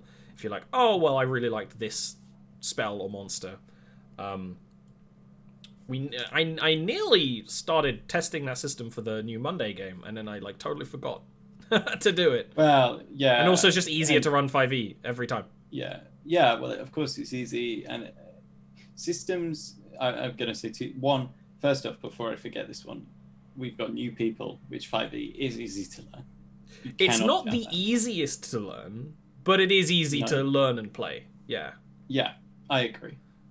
But then it's also you can't dismiss the fact that systems do change the feel of the game. Like they 100%. 100%. even if you were to put if you were to play, not that you ever would, because why would you? But like, if you were to play like a Stars Without Number system in Jarviskjir, it would change the feel of the game. Yeah. Because obviously it would be more deadly, probably. It's and all sorts of different things. You would be playing less heroic characters. And it's one of the things is I actually don't really want to do that in Jarviskjir until it's the right situation, because it would change the themes and energy a lot. Yeah, and definitely. I've seen other shows and other people where, okay, they have one setting, but they play multiple systems in it, and as a hardcore world builder, that don't make sense to me. Although the reason why we might get away with it is, I've built this other system with the themes in mind. But even then, it's a question mark, right? Which is why I don't do it. Right? It's why this show isn't using it, because it's Jarviskjir has been built with 5e in mind for the themings. I think using multiple systems in the same world works well, but the problem is you need to have a lot of knowledge about the system that you're going to be using to marry it up to the campaign that it's going to be in, and like, who actually has time to learn multiple systems to the depth that you need to really understand how they're going to affect your gameplay. Exactly. That's a thing that 5e has for it. It's very easy to run and adapt things to very quickly. That's really the main reason why we still run it. Is it's so easy for me to add things. We have this campaign where we want someone to play a Mind Flayer, want someone to play a Drider. Boom! In 10 minutes, I've done it. Every one of the player. Every one of the player races in this campaign right now are homebrew. That is true. Yeah. But it will be interesting just to go back to it and say something I already said. If this campaign does become more of we're straight up diplomats and we're just not really taking fights. What that will play like, what that will watch like. Yes, I'd be interested to see how a show fits into it more than because a Shun would take to it more in my mind. So I'm more interested to see how Ashal does Ashal step into being a diplomat, or does he step more into like a advice for Oshun? And advise. What place Ashal takes is different. And exactly that, right, Ian? The way I run 5e has very different themes and vibes to other people's 5e. Not everyone's. There's some other people's that have a very similar vibe, and a lot of other DMs, when they sort of see it, they get it. And it's constantly changing as well. I've changed the way I want to run, combat now. It's a little bit more, like a fun action movie combat rather than trying to be something else, right? So we have the cool role play, the realistic role play, and then you have, a cool, fun combat. I think we've always done flanking, but I think we've doubled down on it more and accepted it and been like, yeah, we're doing it because it's fun. Exactly. I've through the recent, basically over the last year and a bit, I've been like, okay, then this is why I do things the way I do them. More than just, I've just always done them this way, is like, oh no, here's why, here's the assessment of it. And saying it's fun is a good enough reason, right? Yeah. You're like, yeah, it's fun. It's fun, it's how we like it. And it adds another, yes, gamey, but D&D. I like it, but D&D is a game, yeah. If I wanted to run not gamey, we'd play like Zweihander or something. And that's fine. And I like having elements of that in the roleplay as well. But even in the roleplay, it's it's a game. It's fun. Sometimes we have some our characters are heroic. Yeah. But at the same time, you're also fairly grounded in Jarviskjir. What it means to be relatively low levels. Yeah, it's not. I've not kept, but the majority of the levels occur at low. And majority of the campaigns occur at lower levels. A lot of other campaigns wouldn't be interested in what this campaign is, which is you're going to places to investigate and talk to people. A lot of other people would be interested, but it's specifically that kind of thing where the Jarviskjir campaigns are focused on a lower, more grounded thing. Jarviskjir in general is focused on that element of fantasy, and that changes everything. I was trying to think of Zoe asked me what the hardest thing I ever DM'd was, and I don't know the answer for sure on that. I've definitely made some mistakes DMing. D&D 4e. D&D 4e was harder to DM. At some point I tried D&D 5e, I didn't enjoy. Different, like, I've had times as a player where I wasn't really happy with, you know, how things went, both as myself.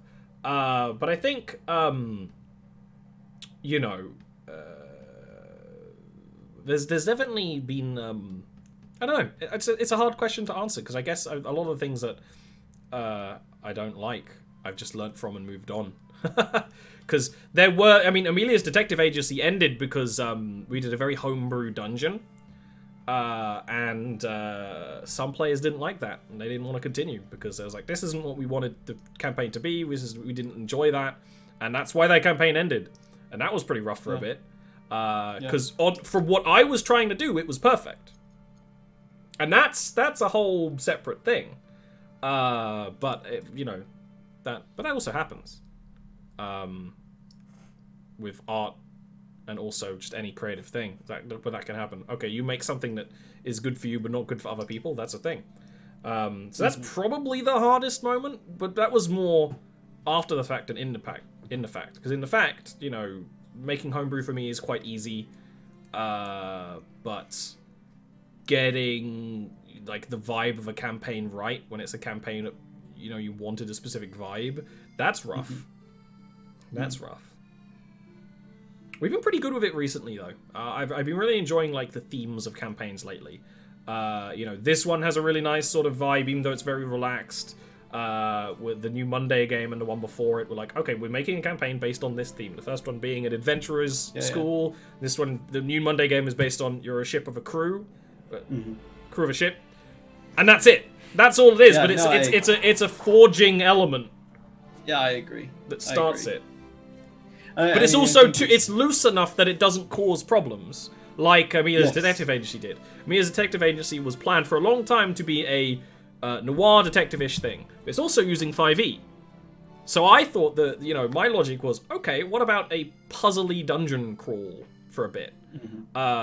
Which I thought was a pretty cool way to bring in noir investigation elements. But in the end, it didn't really work for the players. Yeah. Well, I mean, like, we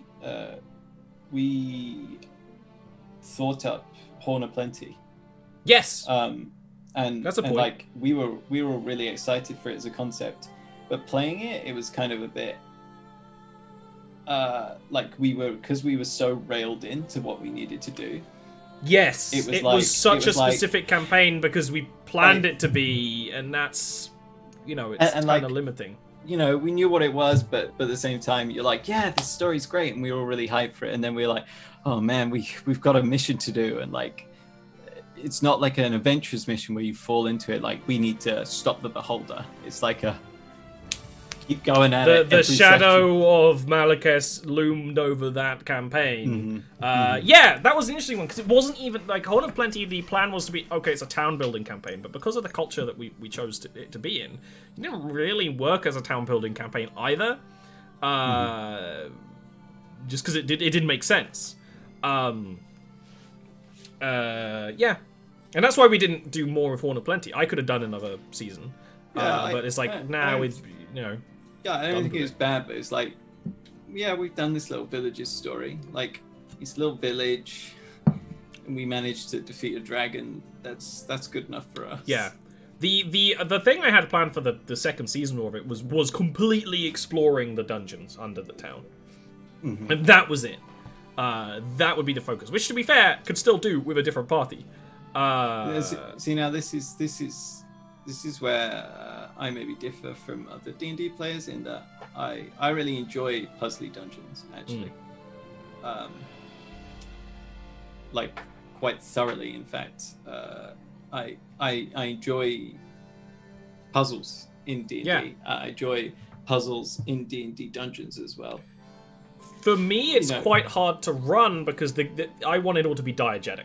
But that's why that would have been an interesting campaign, because it would be a dungeon crawl campaign.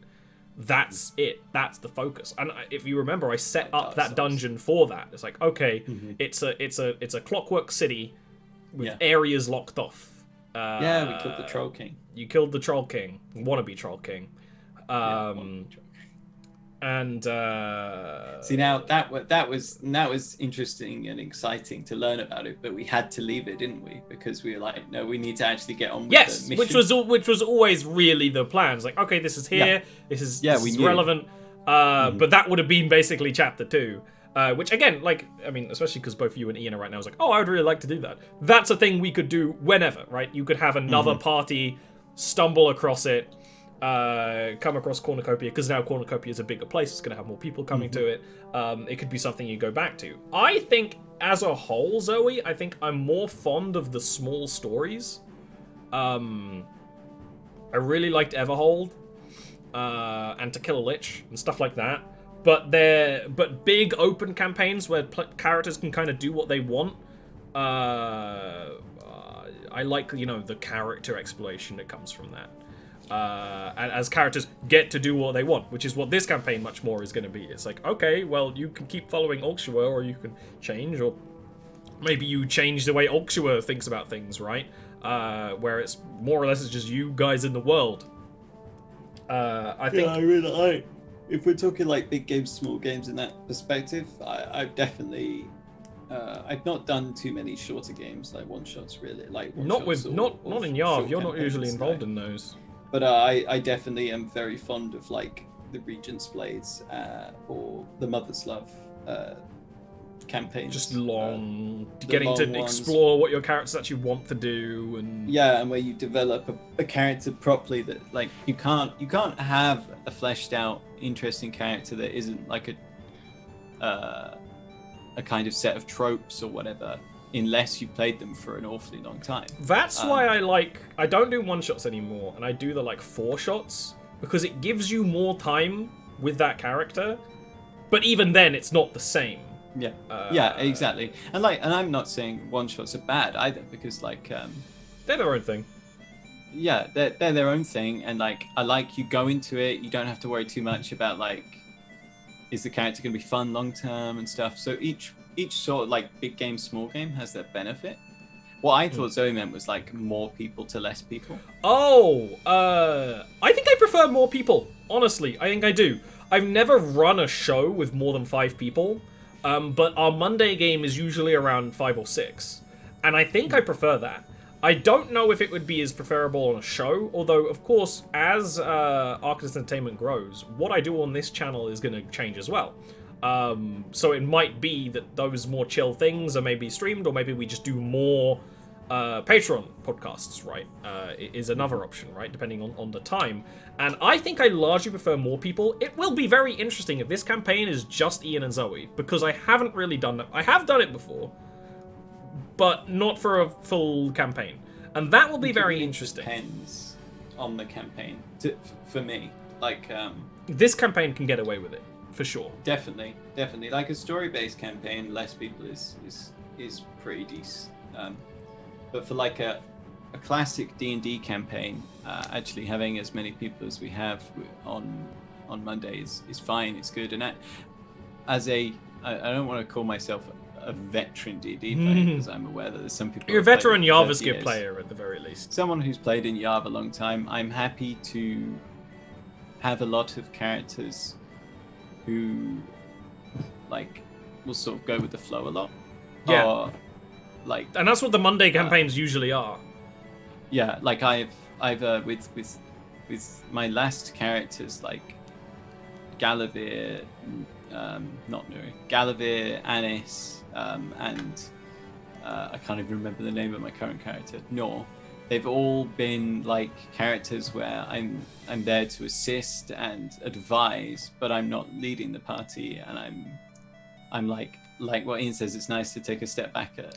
You can do that in a campaign of 6. We have players, and the one that goes to mind is Sophie, who enjoy sitting back and watching and commenting and engaging, but like as a player, she enjoys sitting at the back of the room arms crossed, like watching the rest of the party, right? Yeah. And you can do that in a bigger game. You can't do that in a campaign with just 4 people as well, although there's going to be times. And I would be down to do more shows like that. It's just when it comes to shows, it's also getting the people and the content and everyone. Well, you could get 4 people. Like, you could get 4 people that are interested. And then you're like, right, times. And they're like, no, none of us share a time. Especially when you're trying to make content. You're trying to get in other people who stream or have like-minded ideals. It's a whole thing. But of course, you know, that's not really the focus of what we're doing in Jarviskjir right now. So I would really be down to do... I think for big campaigns, having a big party is fun. I think for small campaigns, having a small party is also is fun. I think that's my preference. You know what I mean? Yeah, they definitely both have their own, like, benefits, don't they? Yeah. And like, I think you could run both with either a long campaign or a short campaign, and it would be fun. It would be interesting to run a like 4-shot campaign with like 6 people and just see what it's like. I've never done that. Yeah. I really like the 4 shots because you get to tell a very small specific story and kind of progress the global story in some ways that you can't do with 1-shots. I don't really like 1-shots because you can't, for several reasons. One, you have to truncate a lot of things, and it's almost always the things I'm interested in. 2, as a DM, you have to be more time attentive. I can do it. I don't like doing it.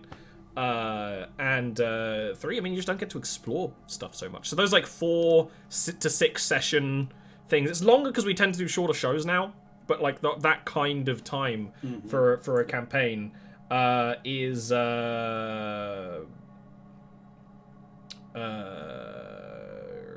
that's kind of my preference for like, okay, here's a like Everhold. Here's a thing that happens, and you guys are gonna react to it, and you're gonna act on it. It's kind of specific. I really like that, and I have a lot of plans for things like that. Yeah. Yeah, that's definitely a thing that can happen too, Zoe, is you know, your character starts as one thing, and then you, just because of how you are, other elements either creep in, or you try to not make them creep in.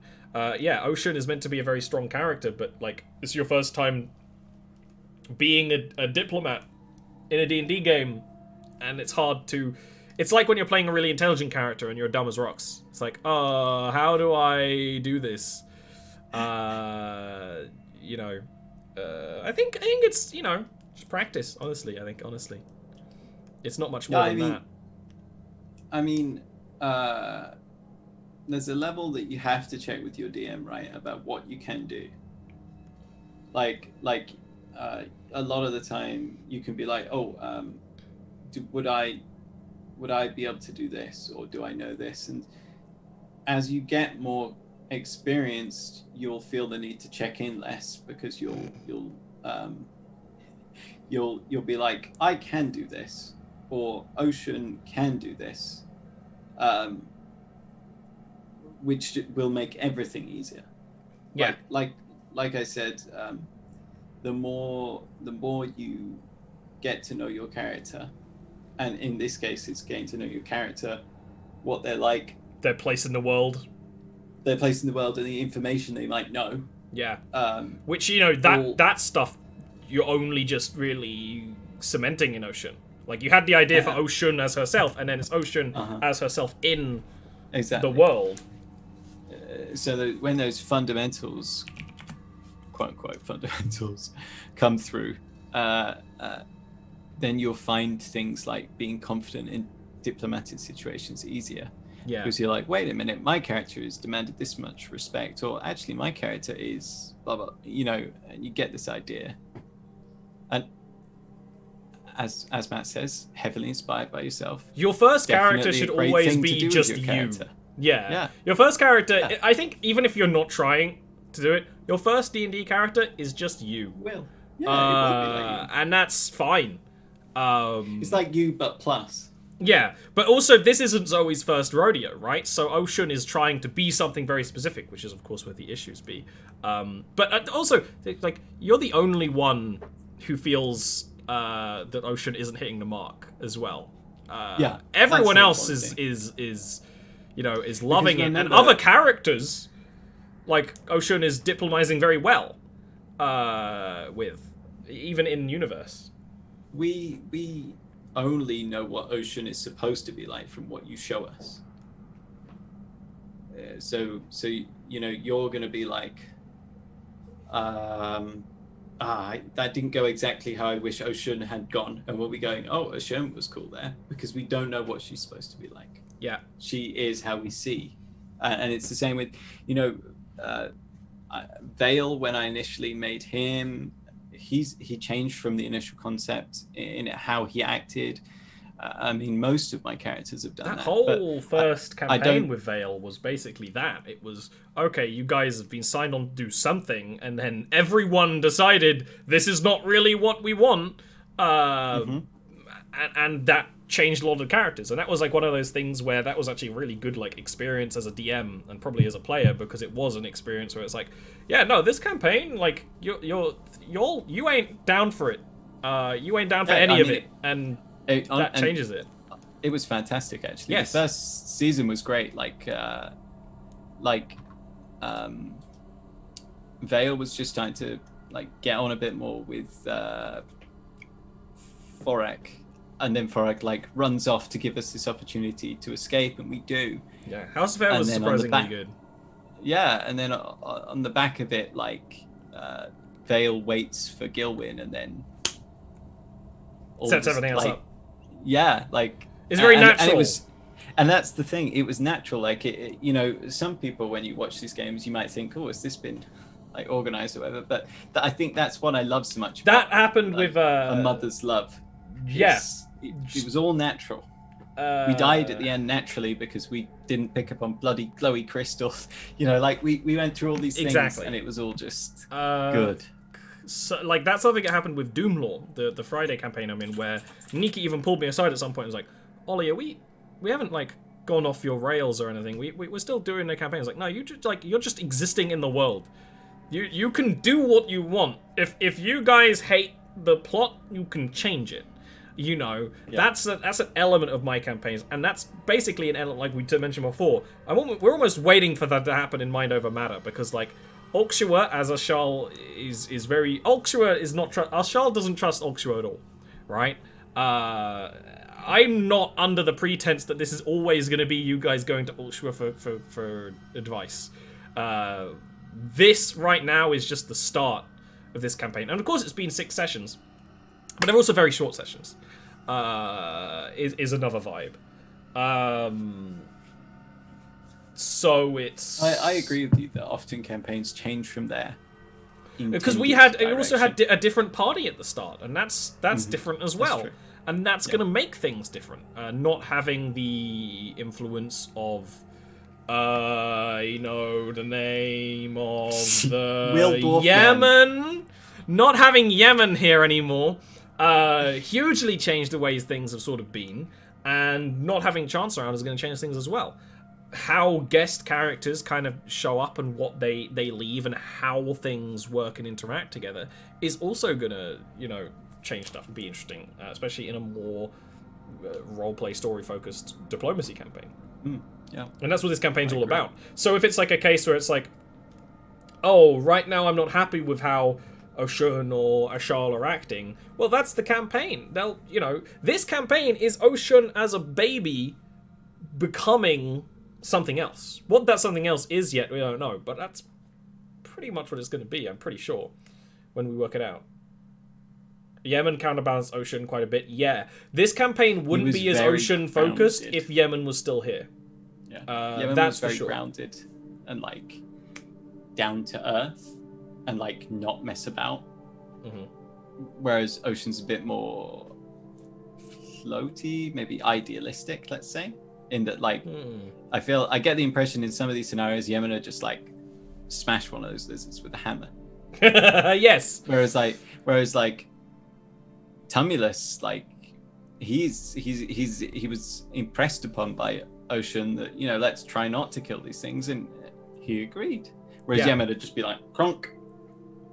Yeah, absolutely. Like you say, there's not that metamorphosis. Yeah, exactly. And that's what that's what long campaigns like this are all about, which is pretty rad. I mean, we have loads of examples. You definitely get a different level of connection with the character than you do in short campaigns. Like, yeah, you don't know what events are going to affect them either. You know what plot you're going towards because I let you choose.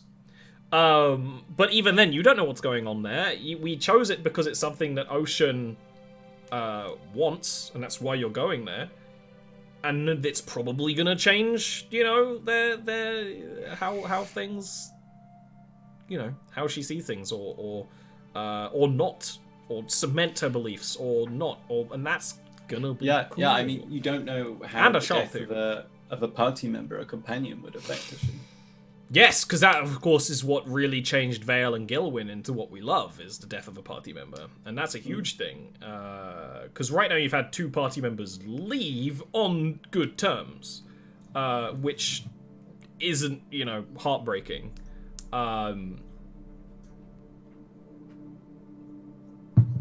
Yeah, I agree. I think the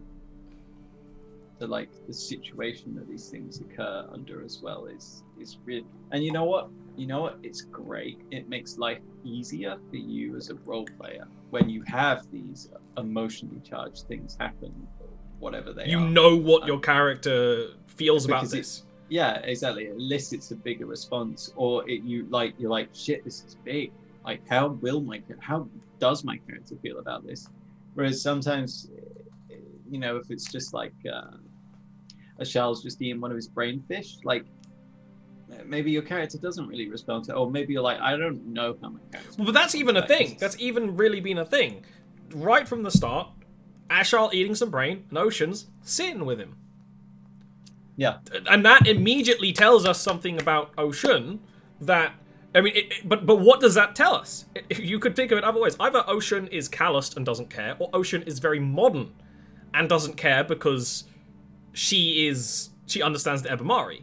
It could be 2 things, and we don't really know which it is. Really, I mean, it's more leaning towards the second one, but we don't know. I think also what I'd say as well is, like, as someone who's been on a good number of hours of D&D shows now, so people have watched me roleplay for a long time. People pick up on stuff that I am role playing that they like or are impressed by, that I didn't really realize I was either doing or giving off. I don't, and you're like, yeah, maybe I am doing something okay. People will always see things, or they have their own impressions of your character, that they put what they see through a filter, so that when you do something and you're like, oh, that was really bland to me, they'll be like, I see, that fits with the character, or they'll update their little character sheet of what your character's like. Same with DMing. Same thing happens with DMing, where sometimes you have a session, you're like, I wasn't so proud of that, and then you're talking about it next week and loved it, and it's the same thing, because the same thing happens with me, where I'm like, I'm not so happy with how X thing went. I can give you an example right now. I wasn't so happy with how the general interactions with Kavanari were, so I slotted in more interactions with Jureko next session. That was not originally in my plans. I was like, you know what, I want you to interact more with Jureko, I want you more to interact here. So here's another thing.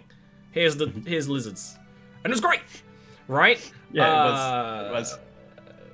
And it ended up in a character development moment where Ashal didn't run away in a possibly death situation, and Tumulus and Ashal spoke about that. Yeah. That's one of the things with the wiki. It's what I wonder what people will want to take when it comes to characters and concepts. Because right now I'm just writing stuff. When it comes to, eventually the community writing about Ashal and Ocean and Tumulus, what parts are going to get written about? What parts are going to be the parts that people remember? What's going to be put in that little trivia section at the bottom? The most important part. It's always the part I check first on any wiki page. Is it really? It's trivia.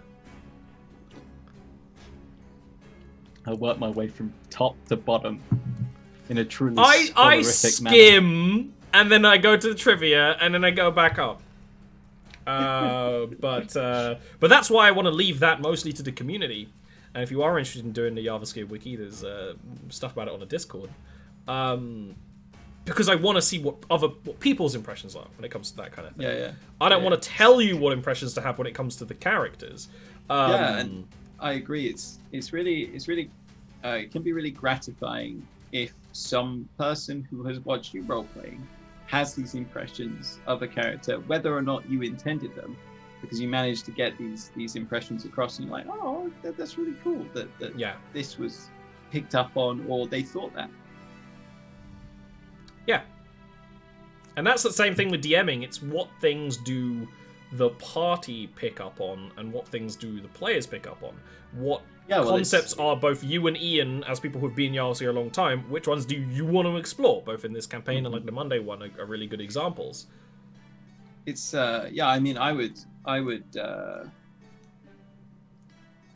compare like things that like Malakesh was interesting, and I'd have liked her to be fleshed out more, but we wanted to bring that one to a close. So yeah, Malakesh was a really, really cool villain who had a lot going on, but it wouldn't have made sense to show all of it. Whereas, who was that? Who was the villain? Possibly my favorite villain, who was a vampire in the end. Oh, really Revendale. Lord Revendale was a great villain because that was a Monday campaign, which means there was a lot more just chilling and chatting shit. And Lord Revendale was a friend of the party who also turned out to be a vampire who wasn't like necessarily evil, but was like a patron of the party and liked the party and just had different liked goals. Him as well. It was pretty brutal, actually. Yeah. Lethura is also one of my favorite villains because, Lethura Dorneb, you didn't spend much time with them in A Mother's Love. You saw the influence, and then Narashiro Knights actually spent some time with them. Yuna was actually like a good ally of Lethura. And this campaign is gonna deal. It already has mentioned. It's like this person, despite deceased, is still vastly influential. Like they had the statue in Kavanari. Yeah, because we didn't obviously interact much in A Mother's Love, for obvious reasons. We didn't really have too much interaction. Big bad villain, do you want to have them show up and cackle? But we did have some, because she showed up in Vale's dream once. Yeah. And that's it's almost more intriguing in that context where she is just a shadowy figure. Each of them was clearly different in terms of how they reacted to stuff, and it was really good when we made friends with Six, with one of the Tanuma. One of the Tanuma. Yeah. I want to say you guys made friends with Tanuma 2. Because Tanuma 1 is the yes. Yeah, and then you guys set up for peace, and then the Narashiro Knights party were like, no, we are the usurper elves. We don't want what they are trying to offer us. Which is super valid, and it's more powerful because it was people in character who made those decisions based on their culture. There was a chance for peace, and the people said no, and that's super interesting. Let's do more villain talk. Whatever good villains have we had? Because villains, I don't often do big bad evil guy. It's much more because there's a lot of shades of grey in general, but also it's less, here's the villain for the entire campaign. Malakes being, of course, the massive exception. But also, even then, Malakes isn't cackling with evil. Malakes is kind of doing her own thing, and you guys are kind of in the way, which was cool. I think BBEGs are really good when they aren't overdone. Like, it's not often that you actually get someone who is appropriate to be a BBEG. And that's why Revendale was a good one, because you didn't know I don't even think I knew that Revendale was going to be a big bad evil guy. Good guy. Yeah, Revendale was just an important character who you realized was a villain, and you didn't really want him to be a villain, and ended up being like a final villain of an arc, but also you knew him for a bit beforehand, and I'm not really sure he was evil, to be honest. The plot of Revendale, because this is, of course, this is spoilers for one of the older Monday campaigns. It is on Patreon. Obviously wanted to turn everyone into vampires, but his goal was to use a Fey painting that could cast a wish. And he and his adventuring party all had a key to it. And the keys were passed on to the last person surviving. And as a vampire, he was the last person surviving. And his goal... He made sure he was the last person surviving. He made sure that... But his wish, which he shared with Harmony, which is why Harmony betrayed him, was to make a home for vampires. He didn't want to make everyone into vampires, make himself more powerful. He was literally going to... If he got away with the wish, because it was one of those fights where, because he wasn't interested in killing you, he just wanted to make the wish. So he may have done it in that fight, so I had to prepare for it. He literally would have made a kingdom in the mountains. It would have just appeared overnight for vampires. Is that an evil plot? Will vampires drink people's blood? Who knows? But you stopped him. And even he wasn't really mad about you stopping him. You know what I mean? Because he gets it. Because he wasn't an inhumane vampire. He kind of... He had his own... I can't remember process. whether we actually killed him in the end or not. Harmony killed him. Harmony used the wish to kill him. To become... Yeah, because she became a vampire and then used the wish, Yeah. Harmony betrayed both me and him at the same time. Because in character, once we knew that... Well, out of character, they knew it was a vampire. Sophie, the player who was playing Harmony, was like, I might be interested in becoming a vampire. I like Revendale. Maybe he could turn me into a vampire. We explore that. I knew that Sophie was interested in that. Harmony, during this final fight, is like, I've changed sides. I want to become a vampire. Gets bitten, gets turned, and then betrays him. And I didn't know that was going to happen. She played me. And it was really good. It was a great moment. I'm trying to think of other villains we've had, because... I'm trying to remember the name now. Verminous is one of those things where Verminous, as the Great Lich, has affected a lot of things. I mean, in a way, Verminous's cult was the villain of, like, a grave situation. But as a character who's, like, reoccurring, not so much a villain. Just been... oh no, have I lost internet? Has Neil lost internet? We're dropping like flies. Oh no. Oh no. It's me. It's me. Well, I guess chat. YouTube watchers. How are you doing? Yay. Well, this is not how I planned today going, obviously. Welcome back. You came back and it broke me. Yeah. Yeah, that's literally what I said. Oh no, it's still not good. Okay, well, whatever. I mean, I guess this is a shit show session. 100%. Okay, one sec.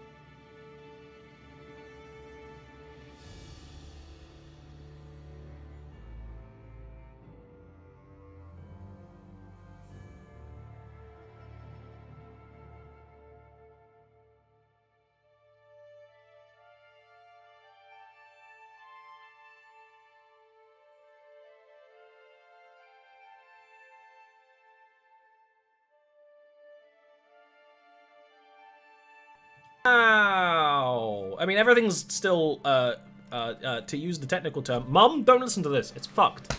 It's still fucked. People are in the wrong place. But that's fine. We can finish the fight with the harpies.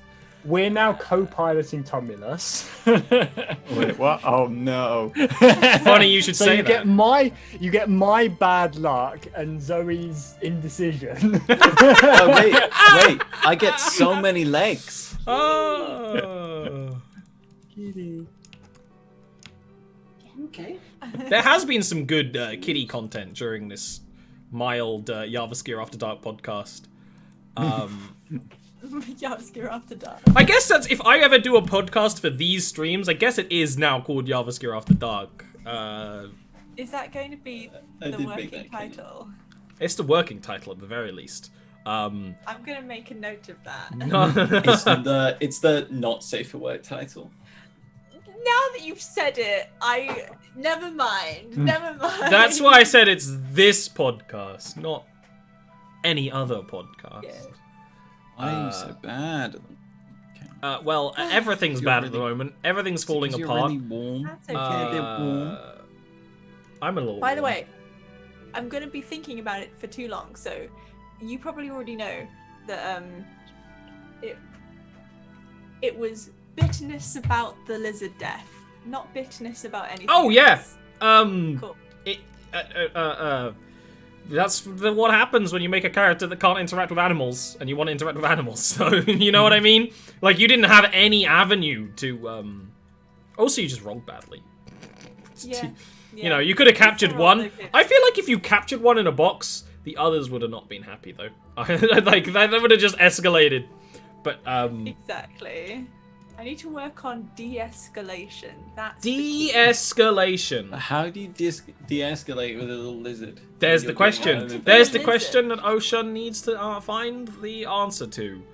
Pretend to be a lizard. When you're doing a home invasion on a lizard that already is guilty of home invasion and And is damage. therefore projecting their own guilt about home invasion on the home invaders. they don't have course guilt, that. they're lizards.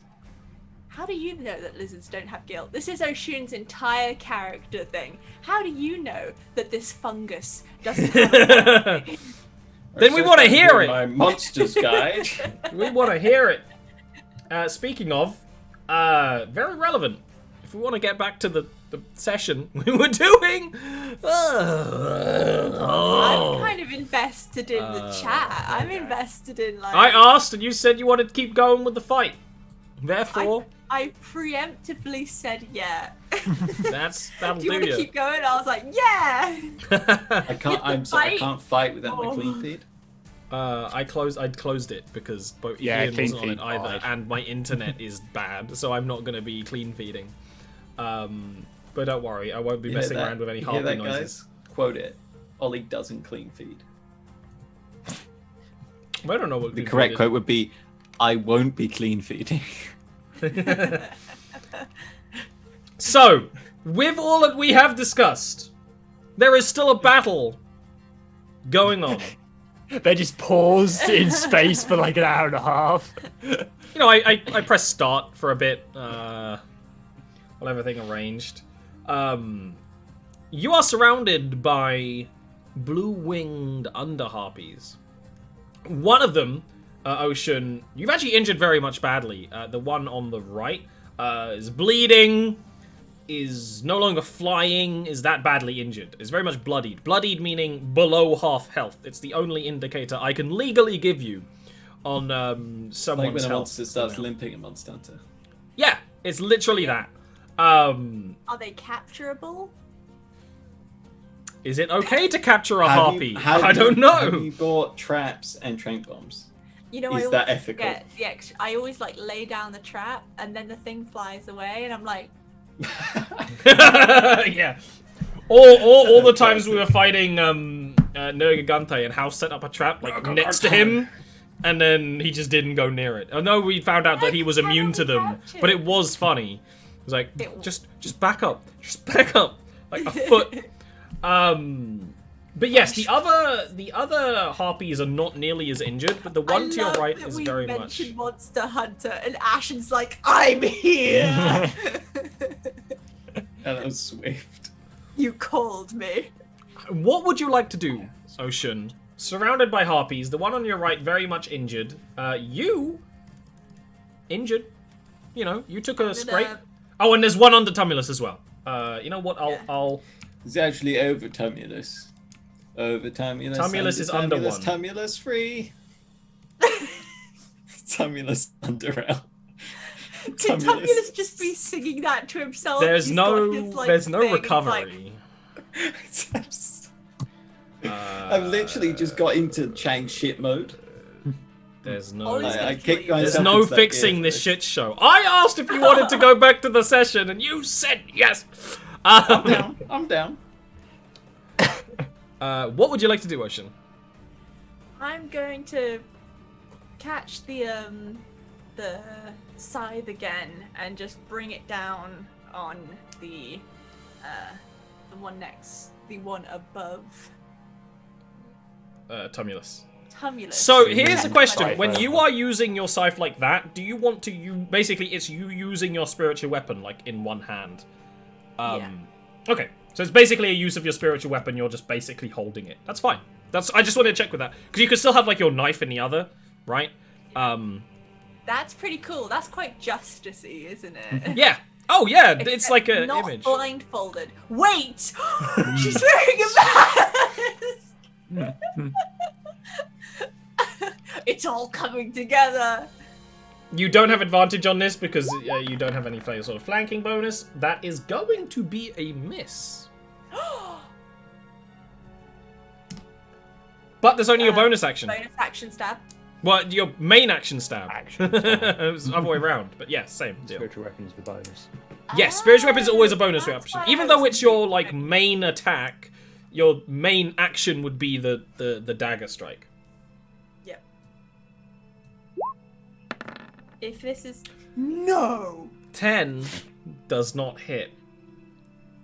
Alright. You went from attacking a harpy that had already been struck by your spectral scythe of love and darkness. That this one, completely spry, furious in fact, that you have harmed her sisters, ducking and weaving and taking and moving very quickly and swiftly and quite hard for you to get, even with, the height of Ocean. Ashal. On. So, question first off. These two harpies are within 10 foot of this point. So if Yes. I've got a 10-foot radius spell centered on that point, it will get both the harpies. Is with Ocean being is a in that large space, creature, yes. She is within that You space. are also in yes. that space. Yes, I have a method for getting out of it. Ocean doesn't. I can squat. Question is Ashal going to? I mean, it would. There is We a had point an where hour and a every half to think sorcerer. about strategy, but we didn't. No, because we just might as well finish the fight because we're here. Well, I mean, right? I honestly wasn't expecting the internet to come back up this evening. I So, thought it was gonna be gone. Have to act like cave people. I think given the situation with how they're a bit surrounded, Ocean would hear in her mind. She would hear We are Ashal connected. apologize, like in her mind, just an almost wordless apology. Just gonna spray. It's a sorry Yeah. emote that you get in your Yes. mind. And I am going to use my tempestuous magic to fly 10 feet while casting Maelstrom. Okay, I see. So you go Because I can do it without. So Ocean, give me a before I strength move. save. The harpies will also give a Yeah. strength save. Yes, you are in the pull of And- psionic magic. Remember, this harpy down here still has a minus D4 from Gets the a minus Mind D4 Sliver. from Mind Sliver. Good job remembering that after an hour and a half of, sometimes these shows we have shit show sessions, but this is, and it's remarkable that the largest shit show session has not got Dean in it, but it is the case. Somehow that has happened.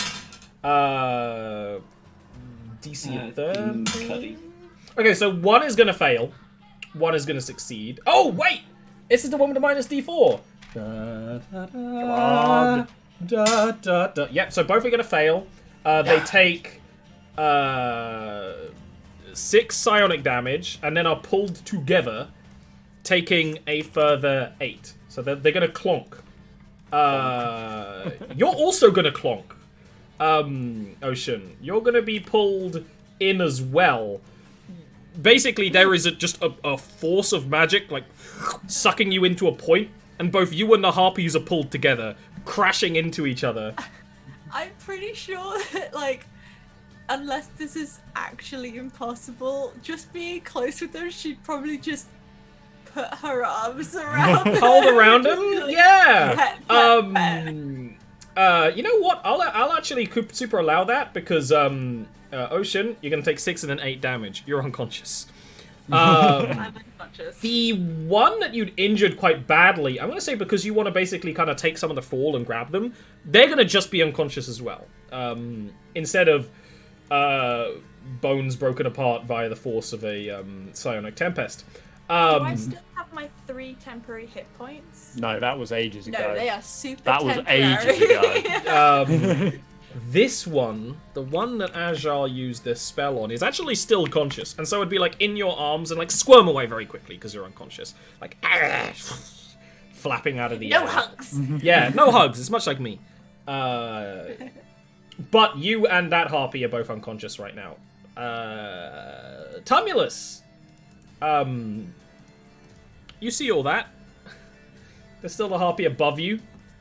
I'm kind of surprised I rolled that well. That's pretty good. It was of course the time that you did an AoE spell with friendly fire is when you do really high damage. Yeah. is inevitable. Tell me the Caesar shouldn't go down. And his eyes flash with the familiar red. And for Charles, who is alive, you hear a horrific noise of a dried, cracked, ancient throat letting out a bellow. You feel like the term cracked voice may be legitimately what happens right there. And he's going to swing with a reckless attack at the harpy above him. Excellente. That is a hit. Jesus. And as he clocks it, there's the flash of golden light just for a moment. Yeah. Like a small flash of camera like that, but not directional, so it's everywhere. And it's like golden light. It would be very much, this harpy was ducking, weaving, and flying very quickly. When a raging barbarian with a flail makes a swing, it doesn't matter how the harpy was dodging. That flail was going to hit it regardless, and like in the belly too. Like probably some blood sprays out of their mouth. There's like, and they're knocked to the ground temporarily before being able to kick themselves back up. Although with a flighty limp, and a whine.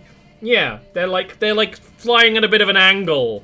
One leg like brought up to their chest because their belly hurts. And you better believe that she is going to attack the shit out of you, Tumulus. You better believe it! First attack, miss. Second attack, hit. With advantage. I reckless. Ooh! I will obey the rule of Eric myself and re-roll both of those with 2 dice. Although I probably didn't need advantage on a harpy, but I like the RP that being a barbarian gives you. Yeah. So it's the same fate. The first one misses regardless, just because it's kind of weak. It's weakened, and then eventually it does get a really good strike out of with its talons, being able to deal. Well, it would be 5 slashing damage, but of course you're raging, so you're going to take half of that, and it's not quite as scary. That half down to 3? Down to 2. Always round down. This harpy, pulled by Ashal's maelstrom and wrestling out of Ocean's bosom. kicks itself up into the air and just shrieks and launches like a torpedo at Ashal. And is going to attack. Ashal, what's your armor class? 10. In retrospect, this was a bad move. Well, it gets a 9 on its first attack. Oh, good. And then it gets a 14, so it is going to hit you. And it's a good damage, too. It's going to be 8 slashing damage when it does get you. It's one of those things where it almost overshoots you at first, and then, like, grabs at you with its talons as it's gone. And it takes a bit of effort to not get, like, pulled down to the ground. But your robes are definitely, like, cleaving through with the sharp harpy talons. Ocean! Give me a death save. Yay! You All are... that stuff you were saying about Ocean, this being Ocean's story. Yeah, Ocean might just rip. Okie dokie.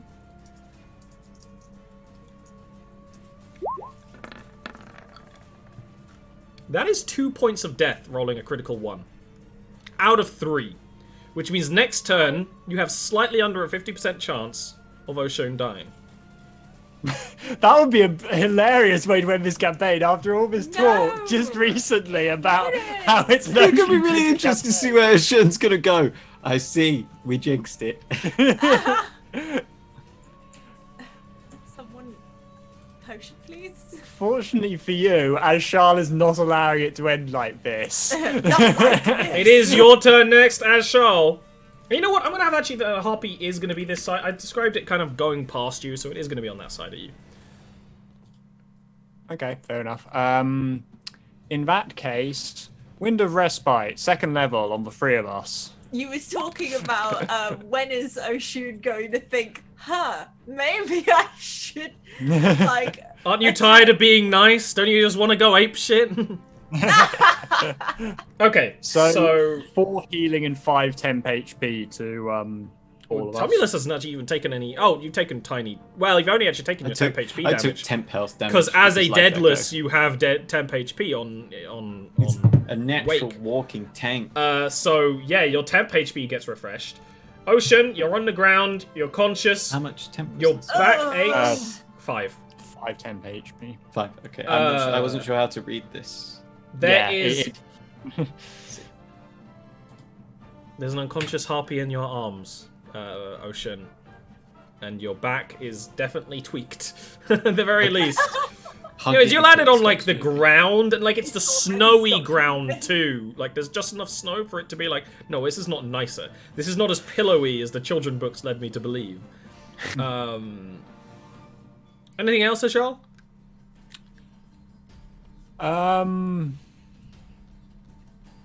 Not really, apart from a very quick and very slight sense thing that, well, no one is probably awake to notice it because Tumulus is raging and Ocean wouldn't probably be with it, but there would be a very slight moment of relief that before they go back to like sort of thing, like guard himself. Backer.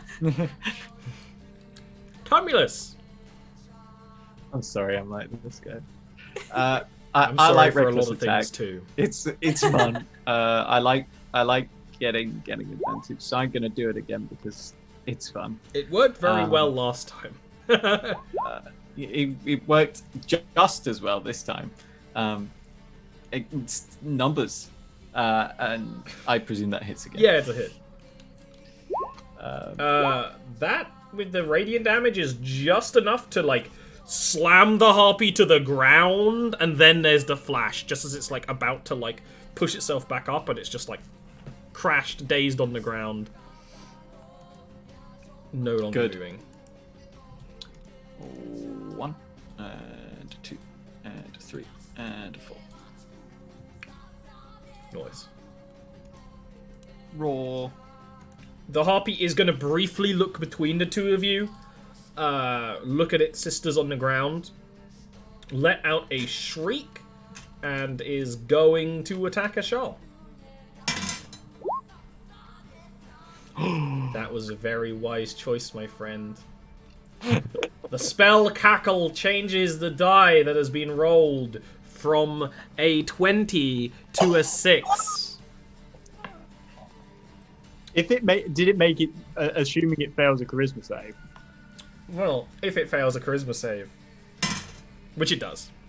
With that, its modifiers are not enough to actually score a hit against you as Charles. They actually don't have very good hit rolls. A lot of damage, not very good at actually getting the strike in. That is, of course, only 1 out of 2 attacks. Well, that's okay with me. Second one is going to hit, but it wasn't a crit, so, you know. God.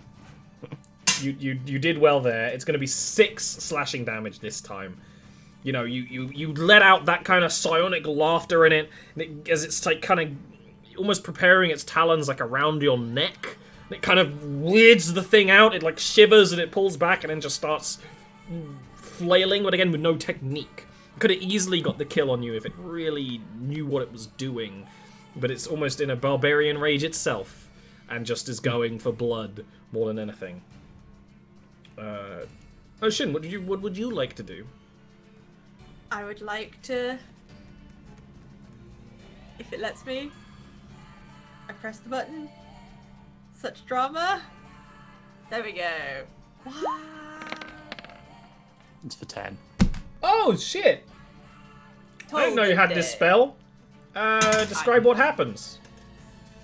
So Oshun just sort of lumbers up, gets up on her feet, if I can. Is that half of me? Yeah.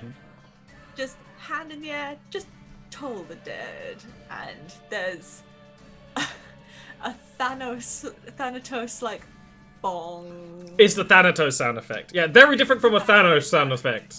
Very different. It's very different. And I feel like that is going to take the harpy down, and I feel like they just crumple. They just die. Almost like from a heart attack or something. It's not a... Unless you want it to be a very... The body is there. But Ocean would just grab it, shove it back in. It's not so much, you know, like, oh, the necrotic, it melts the flesh. It just dies. It's just like, it's attacking you, and then it just, like, hitches, and then crumples to the ground. Deceased. I don't know if I should let you guys into my, like, train of thought, because I don't know if I should, like, keep it character. That's like, up to you. That's an entirely personal choice. Should I go with my instinctive reaction or let events be? Go with your instinctive reaction if it's... Okie dokie. So if possible, if Ollie allows, and if like, because I don't know the rules for this kind of thing, I want to gather them all together, put them beneath the tree, and spare the dying them all. I'll allow it. Yeah. Yeah! I've allowed that kind of thing before. Especially when it has little to no consequence. Because especially, you know, with the way it was done, yeah, absolutely. You can put them all together, you can mutter a little prayer, and just enough to see their chests start to, their breath start to return to them. I think Oshun would take a little, like, hairpiece or brooch or, like, kind of earring thing or something, and just put it on one of their chests, like, here's a gaudy thing that I have that you can now have. And then Oshun would turn around, can't really see if she's looking at anyone or not, head back to the beetle. Okay. It's quiet. A lot of that would be lost to Tumulus in a rage, of course. By the time that is done, your rage would be over. Yeah. Did you want to add anything? Charles, like, we're right next to, like, he's right next to Tumulus when that harpy falls, and, like, Tumulus raises the flail once again, and then, like, there's, like, a flash of recognition in his red eyes, and then he sort of stumbles off, clearly not satisfied with the comparatively small amount of blood that's been spilled, seeing his friend nearly going to death. And it's like a zombie, you know, he like walks around aimlessly looking for something else, but doesn't identify anything else. And eventually, like, you see him sort of stagger back a bit on his his sensor, and he comes back to you like he looks a bit sheepish. As Oshun goes back to the beetle, Ashal will very hesitantly. I am sorry. Truth be told, I did not expect my spell to be powerful enough to pull you in as well. I thought you might be caught on the edge, but I am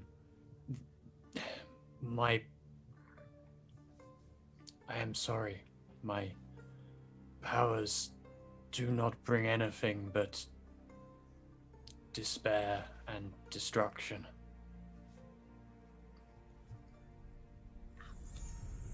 That's to you, Ocean. Stop worrying. Me? That's to you. Stop worrying about the. You're the one who I nearly killed. Stop worrying about the smooching and then worry about how she would react.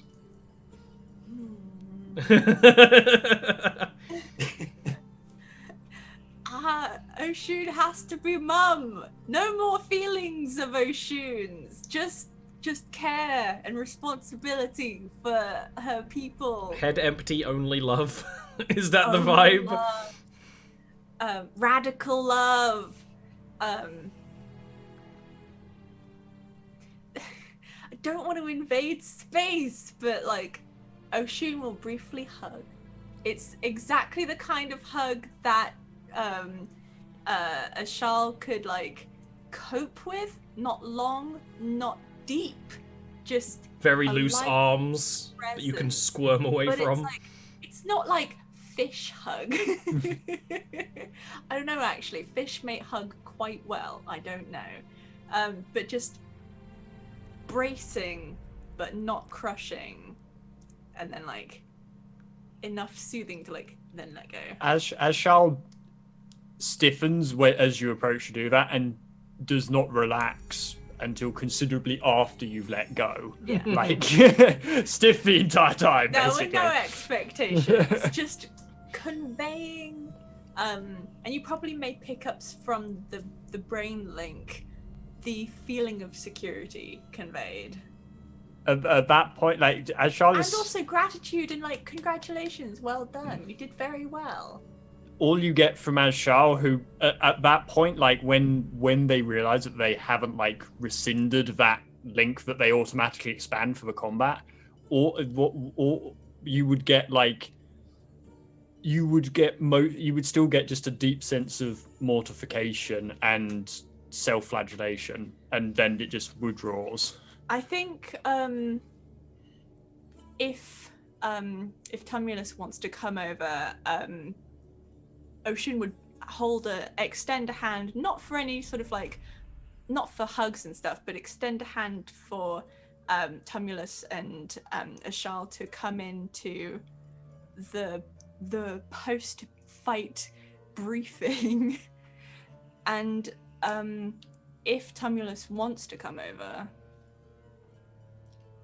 Is this up in the Palanquin? Tumulus would, I suppose. Palanquin, next to the beetle Next to it. before they come on. Yeah. Like, he looks confused and then takes the hand. I think she would like bring them in and say, "You both did so well. Thank you so much. You saved me when I should have been taking care of you. And I apologize for my failure at this point. I'm so proud of you. You have my thanks." You see Tumulus like stiffen for a moment and then blink a few times. He once did this with his flock. He cared for them as you cared for everything. I remember that now. But in the end, there was nothing he could do for any of them. I'm sure in You- the time that you had, you cared. You cannot save others, protect others, if you are dead. My cat is perturbed for why my voice sounds. She just looked up at me like, what the?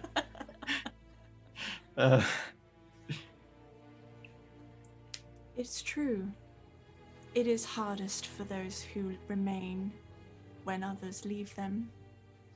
But we all leave in the end. Not all. That was pretty good. You get back on the palanquin and can get back to going. A little beat up. Most of you. Not Tumulus, but that's kind of on brand. Oh shit! But with that in mind, as Charles Notion, you're very injured. Yeah, I can do that. Do what? Oh, you want to cast some healing spells? That was my question. Is what do you want to do about this? Do you want to immediately take a short rest on the side of the road, or be like, we're not traveling until we've slept? Because you're evidently used to wake up. yeah, very valid point. Because evidently Healing word is the group thing, No, right? there's healing no word is a ranged heal on one person. On one person. Healing max. prayer is on a group. Oh, but it takes 10 minutes to cast. Prayer of healing. Oh, okay. That's yeah, right. I'll do programming. Yeah, you'll need to. It's called Have I level. not selected? No, Ah, you okay. have. It's called level, so it comes up behind.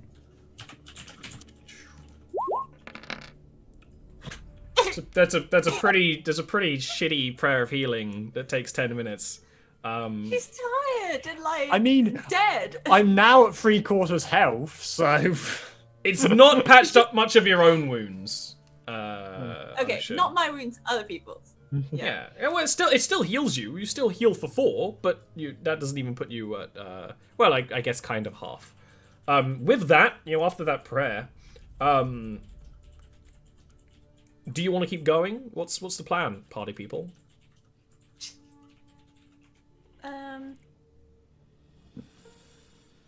I feel like it's a good place to end.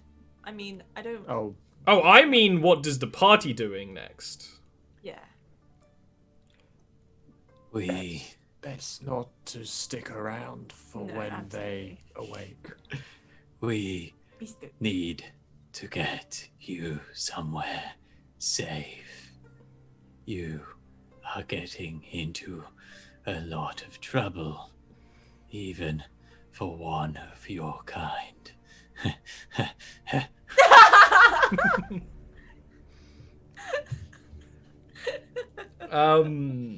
You are in abandoned farmland. There are these little farm cottages. Is there an underground barnyard? Well, everything is underground. But yes, there would be barns, mostly for beetles. If you search for a little bit and found one of the, you would be able to find a beetle barn. What were you saying about falling asleep in those eggs? Yeah. So you could find one of those if you want to be like, okay, we're gonna actually rest up for a bit and stay there. That is a really good option. And it'll give you a chance to poke around one of these abandoned farms too. Looks like they've been abandoned fairly recently. I'm now remembering A Mother's Love because I'm pretty sure our base of operations for a while. Was one of these farm cottages, yeah. So exactly, as you bring the beetle near one of them, you have the familiar sound of the beetle feeders, which fill with water and then tuk, and then tuk, Oh, cool. tuk, which are still running without anyone around because it's just automatic. The barn has no beetles in it or no life in it. Well, there are regular-sized beetles that scurry when you open the gate and shift the snow off of this everything and push it open. It has Imagine that. Like you go into an abandoned dairy farm, and instead of like rats running around, there's like just Tiny cows. Yeah, pretty much. There are like layers of basically. I guess there would be a kind of hay grass-ish thing. There is fungal grass as being like cultivated and treated and is down there for some sort of bedding. And there's also 2 layers of the barn, right? For a beetle up there and a beetle down there. Which is good because your beetle is twice as tall because you have a palanquin on it. But you can get off the beetle and kind of rest here in relative comfort and warmth. The building is designed to keep in quite a bit of warmth, not via magic or anything, just via, its designs and insulation.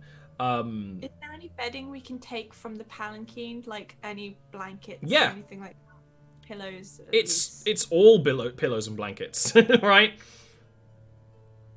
And you I can just thought sleep. it might be one tablet of pillows with some in the corners and... It's very elven to have a lot of options when it comes to comfort like that. So I think there's the main like seating pillows and then extras and all that kind of decadence, which doesn't really get used by anyone but Ocean. So you can make yourself a little nest up in the beetle barn with all the comfort. And while you're doing that, Ocean, does anyone else want to do anything? Because this is just the barn. There's a cottage nearby. I think the actual Oshun farm would itself. scoop up some of the water from the thing Yeah. and the Bring it lower under the mask. mask just goes a bit. Yeah. And it's not just water, it's dew, right? Which is It's got glucose in it. It's just like sugar. Yeah, it's sugar water.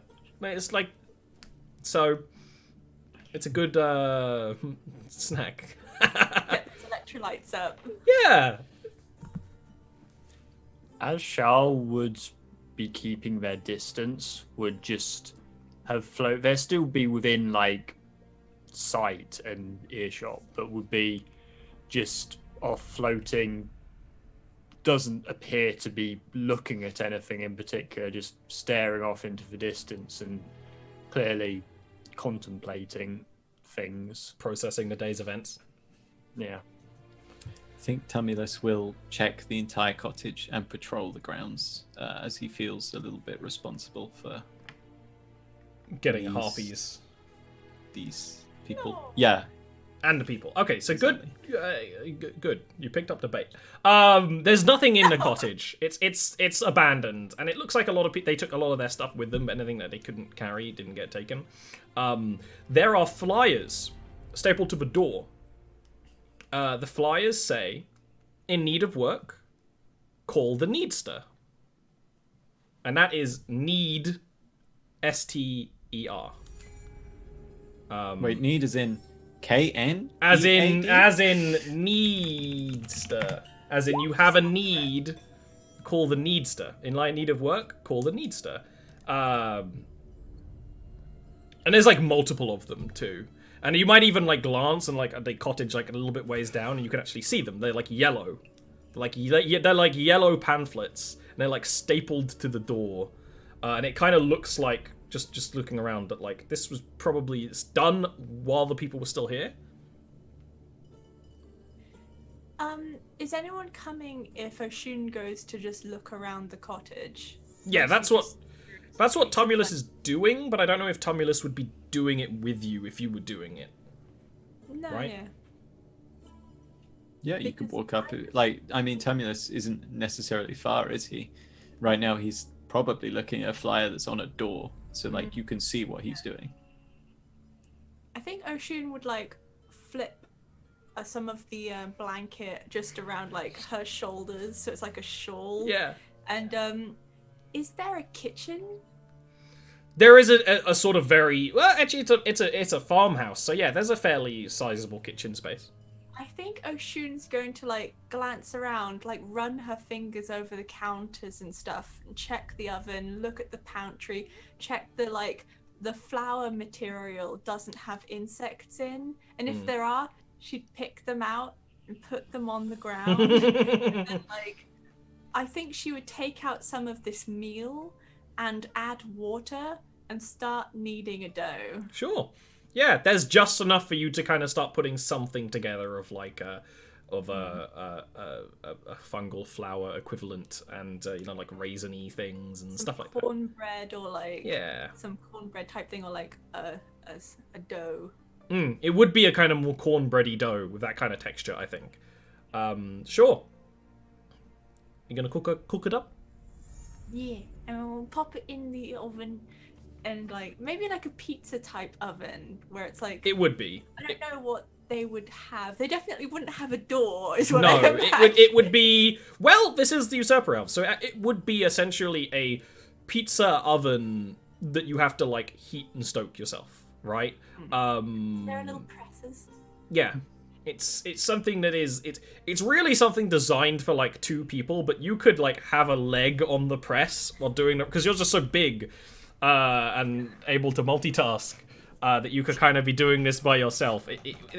This is a farmhouse, but like Usurper Elf farms have like fleets of people living in them and briefly resting in the farmhouse and then going back to work because they only rest for a little bit and there's no day or night.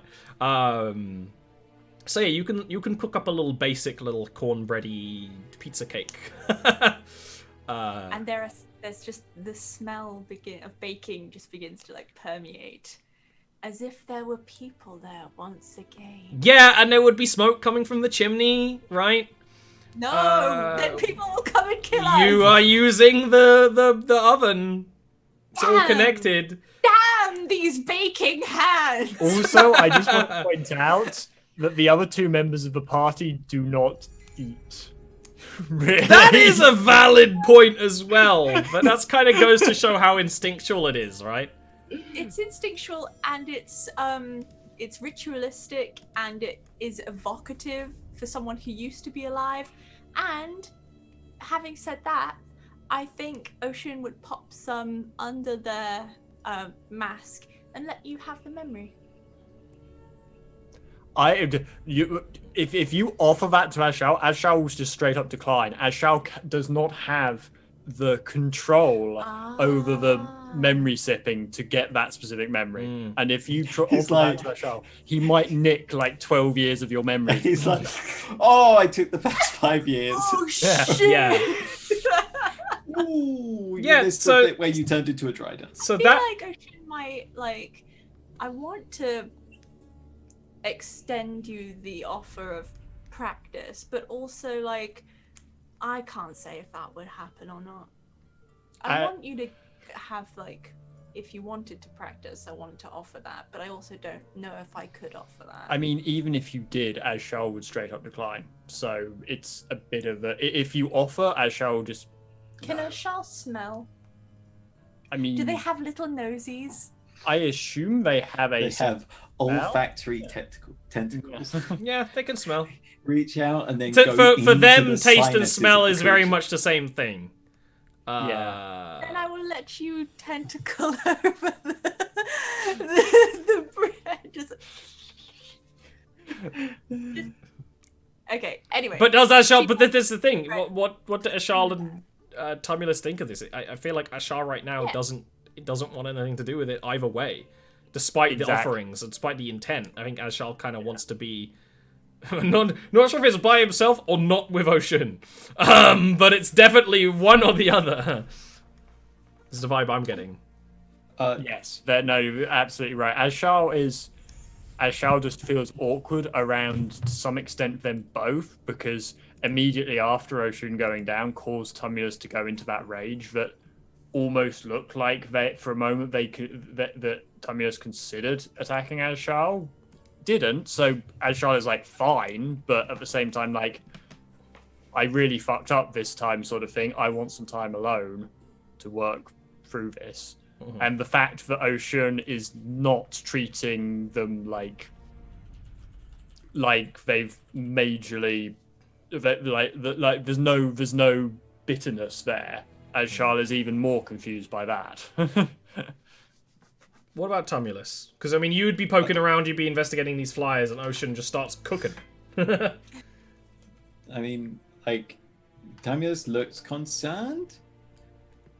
But I have a thing. he's getting used to Ocean making more dangerous decisions.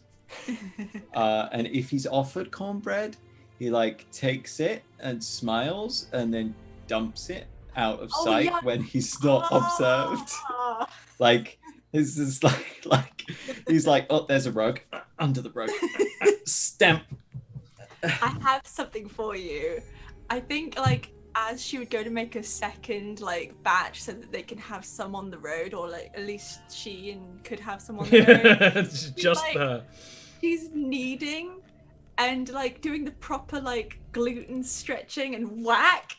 And if you're interested, she would encourage you to take some of your like to give the dough a whack and like stretch, like properly whack it on the counter, because that's what you're supposed to do. That's what bread kneading is for. You whack it.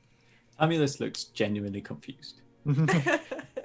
He's like, I am not angry. No, that's true.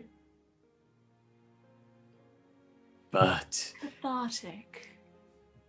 yes, not for my joints. Understandable. Like shakes the whole I table. see you've made that one into a little tentacle face.